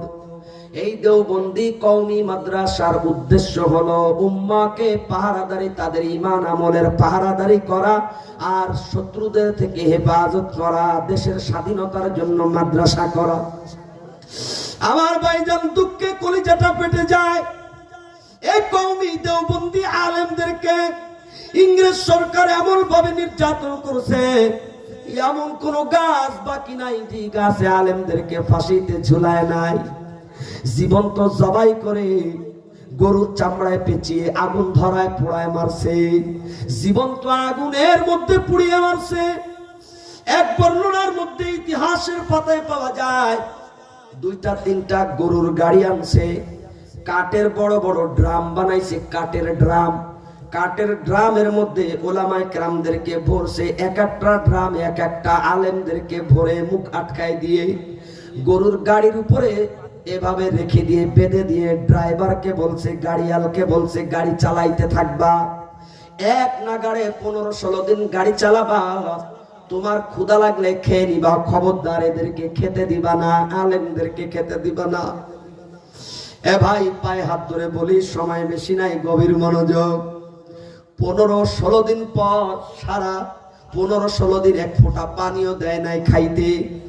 ওই ইংরেজদের কাছে যখন নিয়ে আসা হলো, পুলিশের কাছে, প্রত্যেকটা ড্রামের মুখ খোলার পরে দেখে চেহারা আর চেহারা নাই, শরীরের চামড়া দেখা যায় না, শুধু হাড্ডি গুলি দেখা যায়, জীবন্ত কঙ্কাল হয়ে গেছে। এরপরে তাকায় দেখে জিব্বাটা শুকনা জিব্বা, নড়ে নড়ে। একজনে একটু কান লাগায় শোনার চেষ্টা করে, কি বলতেছে, কানটা লাগায় শোনে, বলে আল্লাহ আল্লাহ আল্লাহ। বলে এরা এখনো আল্লাহ আল্লাহ করতেছে, বের কর। 15-16 দিন না খাওয়া জীবন্ত কঙ্কাল গুলি ওই আলেমদেরকে বের করে গাছের সাথে ঝুলিয়ে নিচে পায়ে আগুন ধরিয়ে জীবন্ত পোড়ায় মারছে। কারা মরছে, কাদেরকে শহীদ করছে? ওলামায়ে কেরামদেরকে শহীদ করছে। আমি যদি একে একে কুরবানি বলা শুরু করি ভাইজান আশ্চর্য হয়ে যাবেন। ওলামায়ে কেরাম যুগে যুগে কুরবানি দিয়েছে উম্মার ঈমান এবং আমলের পাহারাদারির জন্য। ও মুসলমান, আমরা আলেমদের শত্রু হব নাকি বন্ধু হব? কারা কারা বন্ধু হব হাত উঁচু করে দেখে। আল্লাহ আল্লাহ আপনি কবুল মঞ্জুর করে নেন, এলাকার আলেমদেরকে কবুল করে নেন, ঈমান এবং আমলের পাহারাদারি করার তৌফিক দান করেন, আর জনতাকে সাথে থাকার তৌফিক দান করেন, বলেন না আমিন। ইন্নাল্লাযীনা আমানু ওয়া আমিলুস সালিহাত, 1 নম্বর ঈমান, 2 নম্বরে আমল। তাহলে ঈমানও সংরক্ষণ করতে হবে, নেক আমল করতে হবে। রাজি আছি না নাই? আল্লাহ সুবহানাহু ওয়া তাআলা আমাদেরকে ঈমান এবং আমল, ঈমান সংরক্ষণ, ঈমান আনার এবং নেক আমল করার তৌফিক দান করেন। কেউ না উঠি, খবরদার কেউ না উঠি ভাই। বছরে একটা দিন এই যে এতগুলো লোক এক জায়গায় হয়েছে মাহফিলের উসিলায়, আপনি কি এতগুলো লোক একসাথে দাওয়াত দিয়ে বাড়ি আব্বা মার জন্য দোয়া করানোর জন্য পাবেন নাকি বলেন? বা আমারও কি পাবেন? পাবেন না। আজকে যখন পেয়ে গেছি এতগুলো লোক একসাথে নিয়ে আপনার আমার আব্বা মার জন্য দোয়া হবে, এই জন্য এই যে সুযোগ কেউ হাতছাড়া করবো না ইনশাআল্লাহ। এই জন্য বসি ভাই, আল্লাহ সুবহানাহু ওয়া তাআলা আমাদেরকে ঈমান গ্রহণ, ঈমান হেফাজত এবং নেক আমল করার তৌফিক দান করেন, বলেন আল্লাহুম্মা আমিন। ওয়া আখিরু দাওয়ানা আনিল হামদুলিল্লাহি রাব্বিল আলামিন। পর্দার আড়ালে যারা মা বোনেরা আছে তাদের জন্য 2টা কথা, বয়ান শেষ, কিন্তু এখন পর্দার আড়ালে অনেক মা আছে, তাদের জন্য 2টা কথা বলি। মা, বর্তমানে সব থেকে বেশি সমস্যা হচ্ছে সংসারের ভিতরে, সংসারে অশান্তি, সংসারে শান্তি নাই। অধিকাংশ সংসার থেকে অভিযোগ যে হুজুর আমার বউ স্ত্রী আর আমার মায়ের ভিতরে মিল নেই, অর্থাৎ বউ শাশুড়ির যুদ্ধ বর্তমানে সব থেকে বেশি। কথা বলেন না কেন? এলাকার যুবকরা যারা বিবাহিত যুবক তারা আছে বিপদে, মার পক্ষেও কথা বলতে পারে না, বউয়ের পক্ষেও কথা বলতে পারে না। বউয়ের পক্ষে কথা বললি মা কয় বউ পাগল, মার পক্ষে কথা বললি বউ কয় মা পাগল, ঠিক না বেঠিক? আবার অনেক সংসারে এমন আছে অরিজিনালি মায়ের দোষ, কিন্তু কিছু বলতে পারে না। আপনি আমার কথার সাথে মিলায় দেখেন, বর্তমানে সংসারে যত অশান্তি, সংসার নষ্ট, তালাক, বিবাহ বিচ্ছেদ অধিকাংশ মার কারণে ঘটতেছে। হয় ছেলের মার দোষ, নয় মায়ের মার দোষ। আমরা কি করি? আমরা তো থাই বাইরে বাইরে। এই যে আমি রাত 12টা হল ওয়াশ করে এখন বাড়ি যাবো, রওনা দিচ্ছি সেই কোন জোহরের পরে। এখন এই জোহর থেকে রাত 12টা পর্যন্ত আমার মা আর আমার বউ কি করতেছে, আমি সিসি ক্যামেরা লাগিয়ে আসছি নাকি? এখন তারা যদি মারামারি করে, না ফাটাফাটিও করে, এরপরে যদি এখন নালিশ করে আমার কাছে, বউ কয় যে তোমার মা এই করেছে, মা কয় তোর বউ এই করেছে, বিশ্বাস করবো কার দা? আমাকে কি দোষ না? এবার কি হয়ে যায়, লাস্টে ঘটনা ঘটে এরকম, যার যার দিকে ভালোবাসা বেশি তার দিকে টানটা বেশি চলে যায়। যদি মারে বেশি ভালোবাসে, হ্যাঁ আমার মা কি মিথ্যা কথা করতে পারে নাকি? আর যদি বউরে বেশি ভালোবাসে, ও মা বউ কি আমার মিথ্যা কথা করছে নাকি? কথা কয় না কেন? কিন্তু অধিকাংশ সংসারের সমস্যা হলো মার কারণে সংসারে গন্ডগোল হয়। ছেলের মা নয় মাইয়ের মা। শোনেন, মাইয়ের মা শিখেই দেয়, এই তোরে যখন চুলোর কাছে রান্তি ফাটাবে তুই ইচ্ছা করে বেহুশ হয়ে পড়ে যাবি চুলোর পিঠে। তোরে পানি আনতি ফাটাবে, কলস নিয়ে ফাটাবে, তুই কলস নিয়ে শীত হয়ে উঠোনে পড়ে যাবি। কয়দিন এরকম করবি তো শাওরি নিজেই কবে, ভাই রে বাবা রে, তোর বউরে নিয়ে তুই আলাদা খা, আমার সাথে থাকিস না। এটা হলো তোর স্বামীরে নিয়ে তুই আলাদা খাওয়ার একটা বুদ্ধি। এই বুদ্ধি এই জন্যই শিখে দেয়, ও জামাইয়ের কামাই খাতি চায়। মাইয়ে বিয়ে দিয়ে জামাইয়ের কামাই খাওয়া লোক শাশুড়ি আছে না নাই? বহু আছে, কইলে তো গায়ে লেগে যাবে এখন। হ্যাঁ কইলে তো। আবার অনেক বাপ মা আছে যে সোয়াল বলরে বিয়ে দিতে চায় না, বয়স 35-40। হ্যাঁ তোর কি আমার বিয়ের বয়স হচ্ছে নাকি? কেন? ছেলে যে চাকরি করতেছে, মোটা অঙ্কের টাকা আনতেছে, বিয়ে করলে তো এটা পাবে না। তা সোয়ালের কামাই খাওয়ার জন্যও 40 বছর পরে সোয়ালরে বিয়ে দিতে চায় না। সত্যি না মিথ্যা? বেজার হচ্ছেন নাকি? এক মহিলা, তার একটা ছেলে একটা মেয়ে। ছেলেকে বিয়ে দিছে পুত্রের বউ পাইছে, পুত্রবধূ। আর মেয়েকে বিয়ে দিছে কি পাইছে? জামাই। জামাই। মেয়েকে বিয়ে দিয়ে কি পাইছে? আর ছেলের বিয়ে দিয়ে কি পাইছে? আর কষ্ট। শোনেন সভাপতি আপনি, হ্যাঁ সভাপতি সাহেব কয় আমার জামাই খুবই ভালো, আমার মাইয়ে যা কয় তাই শোনে। সুয়ালটা মানুষ হলো না, বউয়ের কথায় ওঠে আর বসে। কত বড় দুমুখো সাপ, বলে চিন্তা করছেন? কত বড় দুমুখো সাপ এই মহিলা। ও জামাইটা খুব ভালো, কেন? ওর মাইয়ে যা কয় তাই শোনে, মানে ওটাও তো বউয়ের কথায় ওঠে আর বসে। আর ওর ছেলেটা মানুষ হয়নি, কেন? ও বউর কথায় ওঠে আর বসে। আমি বলি আম্মা জান, আপনি যেমন আরেকজনের সন্তানকে নিজের মেয়ের আঁচলের গোলাম বানাইছেন, আর একজনে ও আপনার সন্তানকে তার মায়ের আঁচলের গোলাম বানাইছে। যেই রকম কর্ম ওই রকম ফল। তা তোমার জামাই তোমার মায়ের গোলাম, এটা খুব ভালো লাগতেছে। তা সুয়ালটা বউর গোলাম হইছে, এটা কেন ভালো লাগে না? এই জন্যই তো সংসারে অশান্তি। কথা বলেন না কেন? আমার কথা শোনেন, রাগেন না। এ সব জায়গায় কই আমি, বয়ান শেষ, এবার অন্য বয়ান চলতেছে। এলো আসল বয়ান। এতক্ষণ এলো মানে আসলের উপরে আসল বয়ান। এতক্ষণ আসল বয়ান করেছি, এখন ওই আসলের উপরে আসল বয়ান। কয় প্রথম যখন একটা বাপ তার কন্যা সন্তানের জন্মগ্রহণ করে, আপনি জানেন প্রত্যেকটা মেয়ে সন্তান তার বাপরে বেশি ভালোবাসে। মেয়ে না হইলে বাপের ভালোবাসা কি জিনিস আপনারা বুঝবেন না। তাই ওই বাপ তার মেয়েকে কিভাবে লালন পালন করে, 18-17 বছর পর্যন্ত রাজকন্যার মতো গা রক্ত পানি করে সব উজাড় করে দিয়ে মেয়েকে ভালোবাসছে, মানুষ করছে। সেই মেয়েকে এক কথায় আরেকজনের ঘরে উঠাই দিছে। চেনে না, জানে না, শোনে না, আত্মীয় না, স্বজন না, কোনো কিচ্ছু না। শুধুমাত্র ধর্মের খাতিরে, ধর্মীয় বিধানের খাতিরে এক কবুল শব্দের মাধ্যমে এক ছেলের হাতে তুলে দিছে। সেই ছেলের বাড়ি এখন আসছে এই মেয়েটা। এই মেয়েটা 18 বছর বাপের আদরে মানুষ হয়েছে, মায়ের আদরে মানুষ হয়েছে। এখন মানুষ নতুন, সংসার নতুন, ঘর নতুন, হাড়ি নতুন, ভাত নতুন, সবকিছু নতুন। এটা বুঝে উঠতে সময় লাগবে কি লাগবে না? এক সপ্তাহে হবে?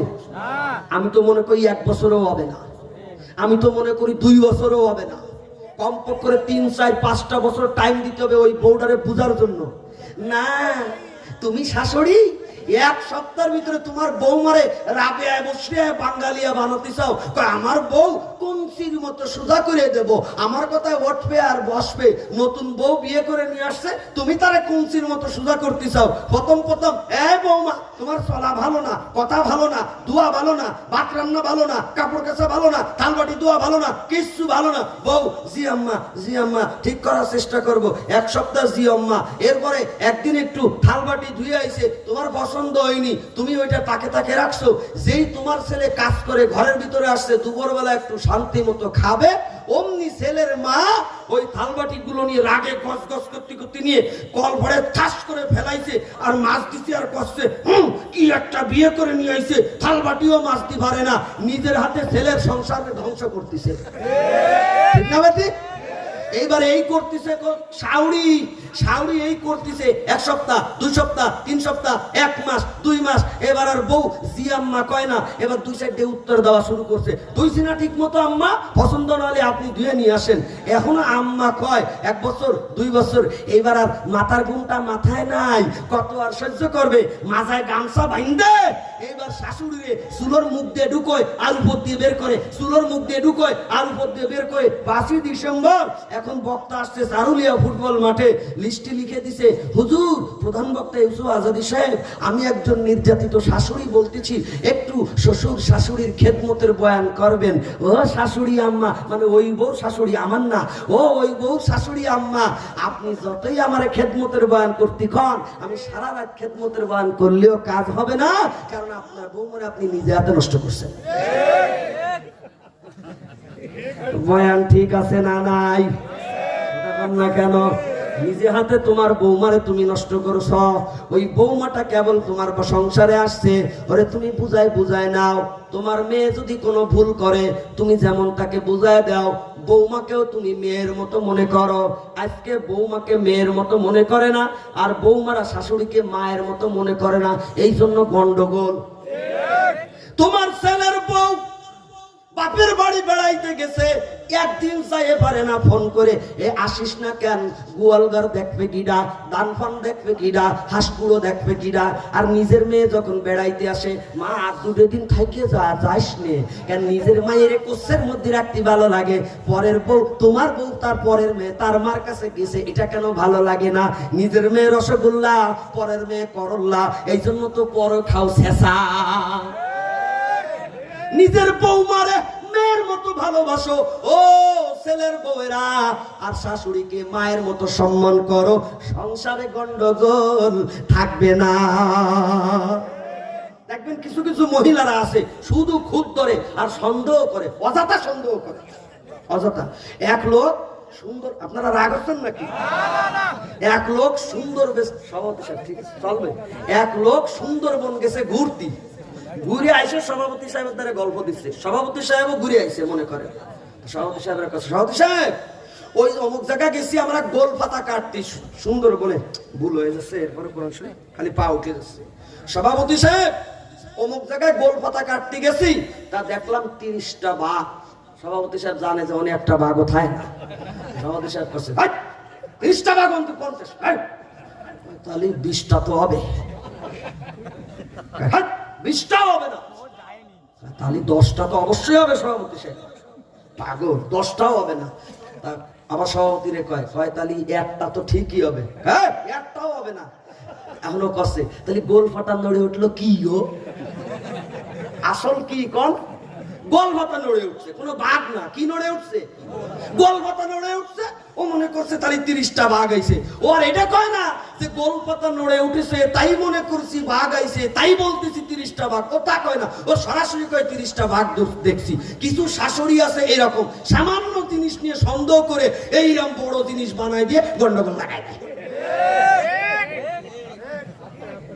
সেটা ছেলের মারও আছে, মাইয়ের মারও।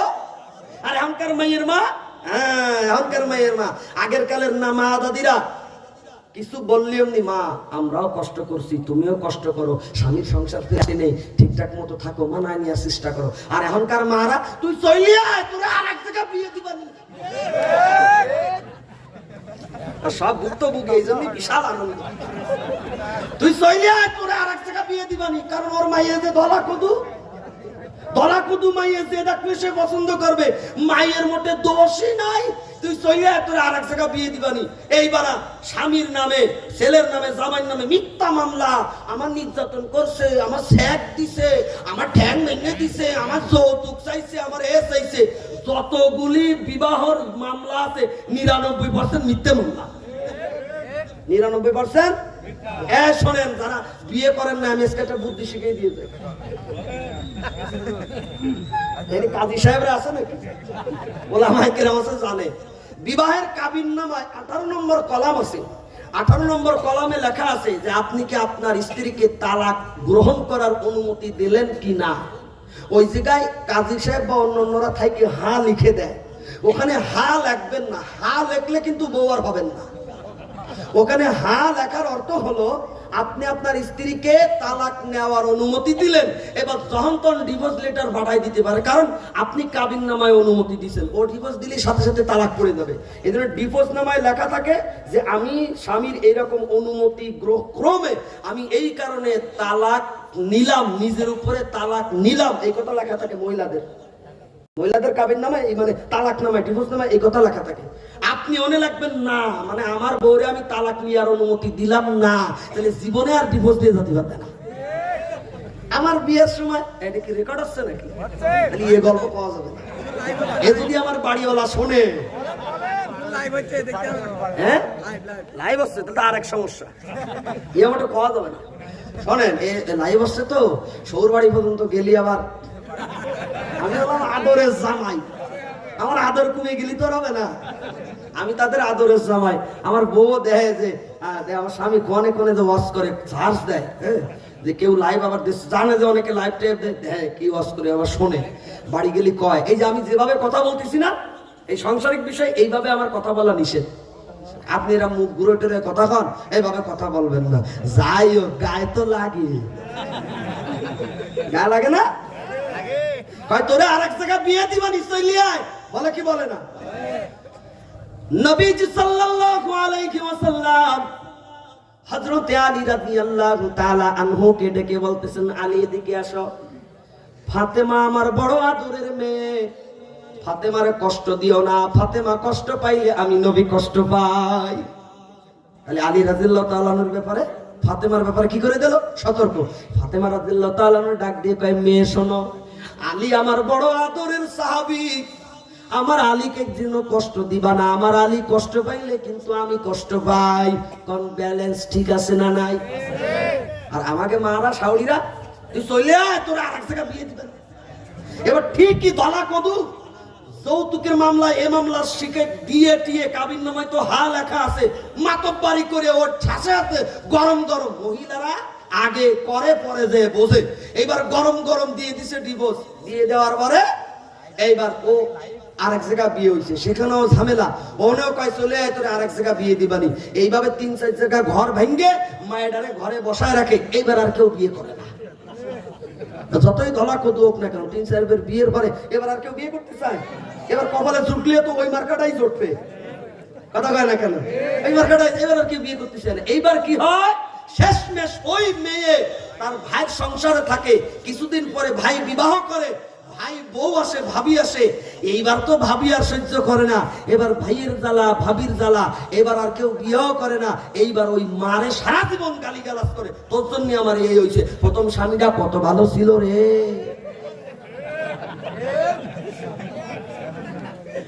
আল্লাহ তুমি কবুল করো, আল্লাহ তুমি হেফাজত করো, বলেন না আমিন। শেষ কথা বলে যাই, মা তোমার যদি ছেলের বউ থাকে তাহলে তুমি নেয়ামত মনে করে, তুমি যদি ছেলেরে ভালোবেসে থাকো তাহলে বউরে ভালোবাসো, কারণ তোমার ছেলের বউয়ের মাধ্যমে ছেলে ভালো থাকবে, তার মন মেজাজ ভালো থাকবে। তুমি যদি সারাদিন বউর, বাংলা কথা বলছি, সুজা কথা, সারাদিন বউরে রাগাই দিয়ে দিছো, রায়তলি এখন দরকার আমার, আমি কাছেই যেতে পারি না, স্যান করে, তুমি তো রাগাই দিয়ে দিছো, তা আমি আমার কাছে যাবো কি করে? এই আকাম করো না। যে সমস্ত শাশুড়িরা ছেলের বউরে জ্বালায়, প্রত্যেকটা নিজের হাতে ছেলের জীবনে আগুন ধরায় দেয়। তুমি যদি তোমার ছেলেরে ভালোবাসে থাকো, তা তোমার বৌমারে তুমি আদর করো, ভুল ভ্রান্তি বুঝাই দাও। আর ও ছেলের বউয়েরা, তুমি যদি তোমার শাশুড়িকে মায়ের মতো ভালোবাসো তাহলে আর সমস্যা নাই। শাশুড়ি যদি ভুলেও 2-4টা বেশি বলে আর চড়থাপ্পড় মারে, তুমি মনে করো তোমার মা শাসন করতেছে, সংসারে আর কোনো অশান্তিই থাকবে না। রাত্রির বেলা আমরা যে কত সুন্দর ঘুমায় ঘুমায় থাকবো, কি কর? আর তা না হলে এক কানে মা ব্যানার ব্যানার করবে, আর এক কানে বউ ব্যানার ব্যানার করবে, ও শুনবো না, ঘুমা। আল্লাহ আমাদের হেফাজত করেন, বলে না আমিন। পর্দার আড়ালের মা বোনেরা, ও গজল। পর্দার আড়ালের মা বোনদেরকে আল্লাহ তাআলা কবুল ও মঞ্জুর করে নিন, বলেন না আল্লাহুম্মা আমিন। বয়ান এখনই শেষ করে দেবো আলহামদুলিল্লাহ, 12টা বাজতে 20 মিনিট বাকি আছে। সভাপতি সাহেব আবদার করছে একটা গজল গাওয়ার জন্য, এটা গজল গায়ে শেষ করে দিই। গজল শুনবেন নাকি আপনারা? আল্লাহু আকবার। গল্প বলি শোনো সকলে এবার, যে কথা বলতে ভয় লাগে না আমার। গল্প বলি শোনো সকলে এবার, যে কথা বলতে ভয় লাগে না আমার। গল্প বলি শোনো সকলে এবার, যে কথা বলতে ভয় লাগে না আমার। ভয় করবে কি হবে, মরতেই তো হবে। ভয় করবে কি হবে, মরতেই তো হবে। শহীদি মরণ শুধু কামনা আমার। গল্প বলি শোনো সকলে এবার, যে কথা বলতে ভয় লাগে না আমার। গল্প বলি শোনো সকলে এবার, যে কথা বলতে ভয় লাগে না আমার। সোনার বাংলা দেখো যে দেশের নাম, সে দেশে গরিবের নেই কোনো দাম। সোনার বাংলা দেখো যে দেশের নাম, সে দেশে গরিবের নেই কোনো দাম। এসো হাতে হাত দাও সকলে এক হও, এসো হাতে হাত দাও সকলে এক হও, ফিরিয়ে আনবে গরিবের অধিকার। গল্প বলি শোনো সকলে এবার, যে কথা বলতে ভয় লাগে না আমার। গল্প বলি শোনো সকলে এবার, যে কথা বলতে ভয় লাগে না আমার। ভয় করে কি হবে, মরতেই তো হবে। ভয় করে কি হবে, মরতেই তো হবে। শহীদি মরণ শুধু কামনা আমার। গল্প বলি শোনো সকলে এবার, যে কথা বলতে ভয় লাগে না আমার। দুর্নীতি অবিচারে দেশটা ভরা, জাতির নেতারা আজ নীতি হারা। দুর্নীতি অবিচারে দেশটা ভরা, জাতির নেতারা আজ নীতি হারা। ঘুষ ছাড়া অফিসের কাজ চলে না, সত্যের পয়গাম কেউ শোনে না। ভেদে ভেদে ভুলে যাও, সত্যের আওয়াজ দাও। ভেদে ভেদে ভুলে যাও, সত্যের আওয়াজ দাও। ইমানি শক্তি নিয়ে জাগো আবার। গল্প বলি শোনো সকলে এবার, যে কথা বলতে ভয় লাগে না আমার। গল্প বলি শোনো সকলে এবার, যে কথা বলতে ভয় লাগে না আমার। ভয় করে কি হবে, মরতেই তো হবে। আল্লাহর দ্বীনের জন্য জীবন দিতে কারা কারা তৈরি? ভয় করে কি হবে, মরতেই তো হবে। ভয় করে কি হবে, মরতেই তো হবে। শহীদি মরণ শুধু কামনা আমার। গল্প বলি শোনো সকলে এবার, যে কথা বলতে ভয় লাগে না আমার। গল্প বলি শোনো সকলে এবার, যে কথা বলতে ভয় লাগে না আমার। নেতাদের দেয়া কালো টাকার জোরে, সত্যের চাবিকাঠি উল্টা ঘরে। এতদিন আমরা দেখছি না নেতাদের দেয়া কালোর টাকার জোরে কিভাবে সত্যের চাবিকাঠি উল্টা ঘুরছে। আর এখন প্রথম আলো ধরা খেয়ে গেছে। কথা বলেন না কেন? এই প্রথম আলো পত্রিকা এই দেশের দিনদার যুবকদেরকে জঙ্গি হিসাবে উপস্থাপন করছে। এ বাংলার জমিনে প্রথম আলো পত্রিকা বন্ধ করতেই হবে, করতেই হবে। কথা চিল্লা বলেন ঠিক না বেটি? ইসকন এই দেশের উগ্র হিন্দুদের দালালি করা ইসকন, ওই যে চিন্ময় দাস, এই বেয়াদব অভিযুক্ত চিন্ময় দাসকে বাঁচানোর জন্য রাস্তায় মিছিল করছে, মিটিং করছে। উগ্র হিন্দুদের কত বড় সাহস! মুসলিম আইনজীবীকে প্রকাশ্য দিবালোকে জবাই করে দিয়েছে। আমরা ইসকনকে বাংলার জমিনে নিষিদ্ধ দেখতে চাই। কথা চিল্লায় বলেন ঠিক না বেটি? নেতাদের দেয়া কালো টাকার জোরে, সত্যের চাবিকাঠি উল্টা ঘরে। দাদাদের মোবাইলে হ্যালোর বলে, সন্ত্রাসী চাঁদাবাজে থাকে না জেলে। দাদাদের বড় জোর ছিল, এখন দাদারা খুব নাকের ভানি আর চোখের ভানি সুবাই সুবাই খাচ্ছে আর কি।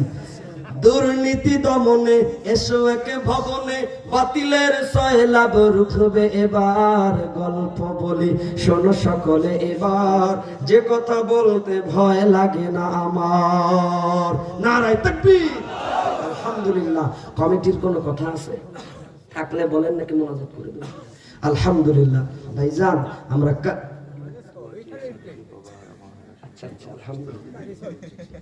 আমরা কায় মনোবাক্যে হৃদয়টাকে আল্লাহর দিকে সুপর্দ করি। কয়েকবার আমরা ইস্তেগফার পাঠ করি, আস্তাগফিরুল্লাহ আস্তাগফিরুল্লাহ আস্তাগফিরুল্লাহ আস্তাগফিরুল্লাহ আস্তাগফিরুল্লাহ। পর্দার আড়ালে মা বোনেরাও পড়েন আস্তাগফিরুল্লাহ আস্তাগফিরুল্লাহ আস্তাগফিরুল্লাহ। সাল্লাল্লাহু আলাইহি ওয়াসাল্লাম সাল্লাল্লাহু আলাইহি ওয়াসাল্লাম সাল্লাল্লাহু আলাইহি ওয়াসাল্লাম সাল্লাল্লাহু আলাইহি ওয়াসাল্লাম। আলহামদুলিল্লাহি রাব্বিল আলামিন। আয় আল্লাহ, আমরা গুনাহগার বান্দা,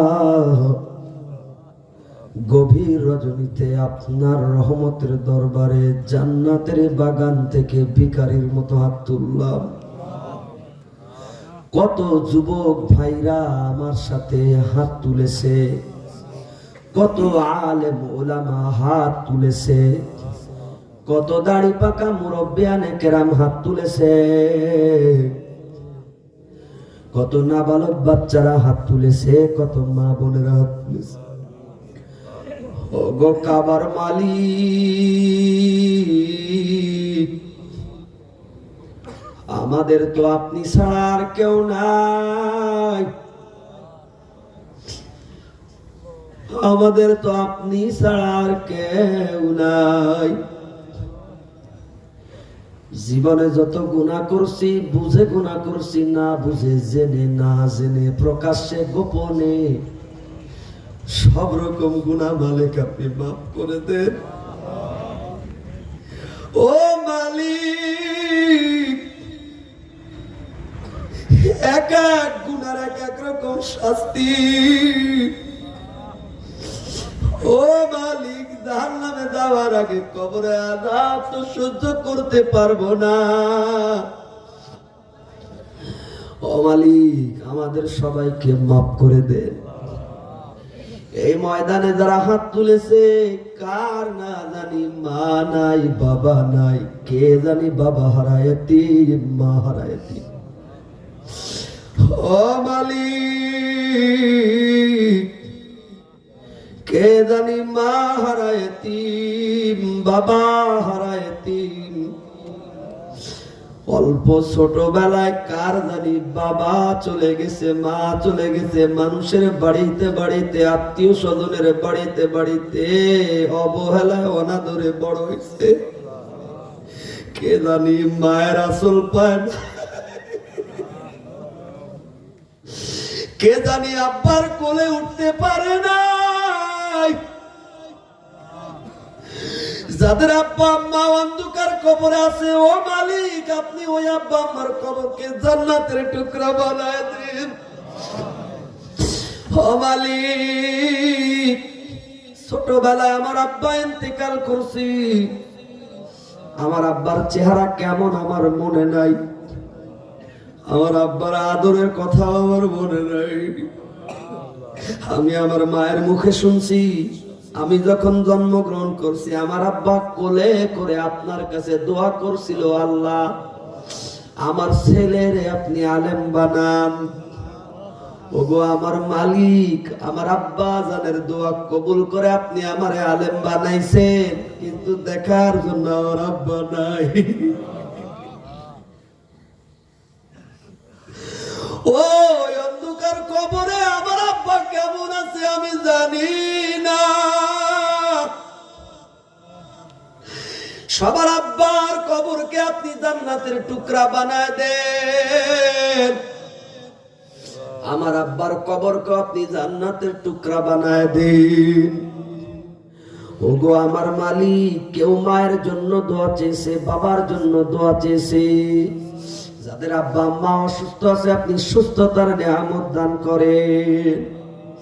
ওগো আমার মালিক, পর্দার আড়ালে মা বোনদেরকে আপনি কবুল ও মঞ্জুর করে নেন। পর্দায় থাকার তৌফিক দান করেন, 5 ওয়াক্ত নামাজ পড়ার তৌফিক দান করেন, সংসারে অশান্তি থাকলে দূর করে দেন। যুবকদেরকে 5 ওয়াক্ত নামাজ পড়ার তৌফিক দান করেন। এলাকার আলেমদেরকে কবুল করে নেন। এই ওলামা পরিষদকে কবুল ও মঞ্জুর করে নেন। ওলামা পরিষদকে কবুল ও মঞ্জুর করে নেন। ওলামা পরিষদের সহযোগীদেরকে কবুল ও মঞ্জুর করে নেন। সভাপতি সাহেবকে কবুল ও মঞ্জুর করে নেন। এই মাহফিলের জন্য যারা সহযোগিতা করেছে তাদেরকে আপনি কবুল ও মঞ্জুর করে নেন। জীবনে যত পাপ আছে মাফ করে দেন, বিপদ আপদ থেকে হেফাজত করেন, সংসারে অশান্তি থাকলে দূর করে দেন, আয় রোজগারে বরকত দিয়ে দেন। ও মালিক, এলাকার কৃষকের জমিনে বরকত দিয়ে দেন, ব্যবসায়ের ব্যবসায় বরকত দিয়ে দেন, দোকানদারের দোকানে বরকত দিয়ে দেন। যে যেভাবে হালাল ভাবে উপার্জন করে প্রত্যেকের উপার্জনে বরকত দিয়ে দেন। প্রবাসে যারা আছে আপনি তাদের হেফাজত করেন।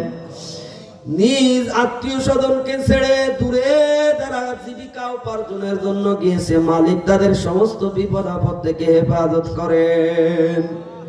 কে না জানি ডুকরে ডুকরে কাঁদতেছে, কত বছর না জানি সন্তান হয় না, মা আব্বা ডাক শুনতে পারে না, নিঃসন্তান ঘরে মাওলা আপনি সন্তান দান করেন।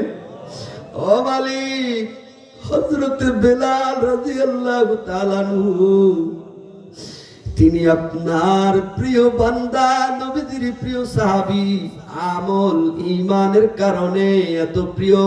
আমাদেরকে আপনি বেলাল রাদিয়াল্লাহু তাআলা আনহুর মতো কবুল করেন। আমাদের ঈমান এবং আমল আল্লাহ আপনি সংরক্ষণ করার তৌফিক দান করেন, আমল করার তৌফিক দান করেন। ও মালিক, এই মাহফিলের জন্য যারা 10 টাকা 5 টাকা 100 টাকা 1000 টাকা যেভাবে সহযোগিতা করছে মালিক তাদের জীবনকে আপনি হেফাজত করেন, সমস্ত বিপদ আপদ বালা মুসিবত থেকে হেফাজত করেন। এই গ্রামকে আপনি হেফাজত করেন, প্রতিটা বাড়িতে বাড়িতে রহমত বরকত দান করেন। প্রত্যেকটা আলেম ওলামাকে কবুল ও মঞ্জুর করে নেন। ও মালিক, ও মালিক, যারা দোয়া চেয়েছে তাদের উদ্দেশ্য নেক উদ্দেশ্যকে আপনি কবুল ও মঞ্জুর করে নেন। ও মালিক, আমার প্রিয় ভাই মাওলানা আল আমিন, তার ছেলে অসুস্থ, খুলনা 250 বেড হসপিটালে আছে। মালিক, আপনি তার কলিজার টুকরা সন্তানকে সুস্থতার নিয়ামত দান করেন।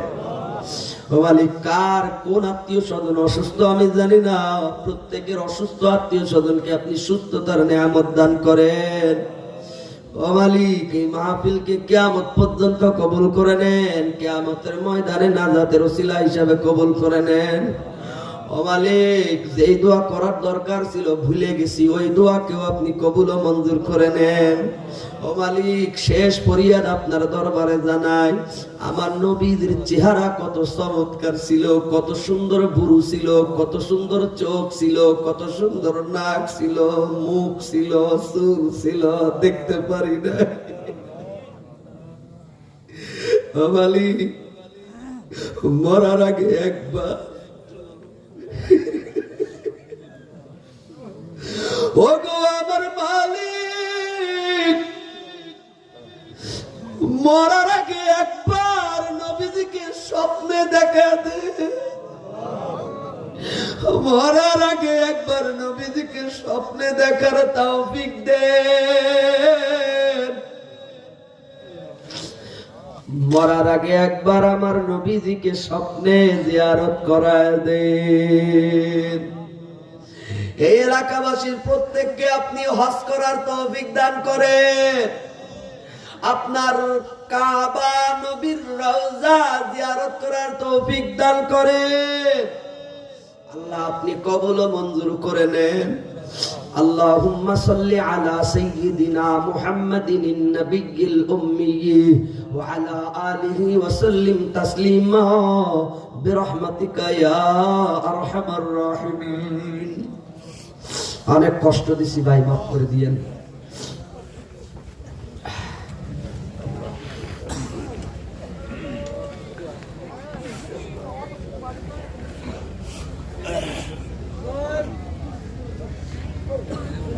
খেলা হবে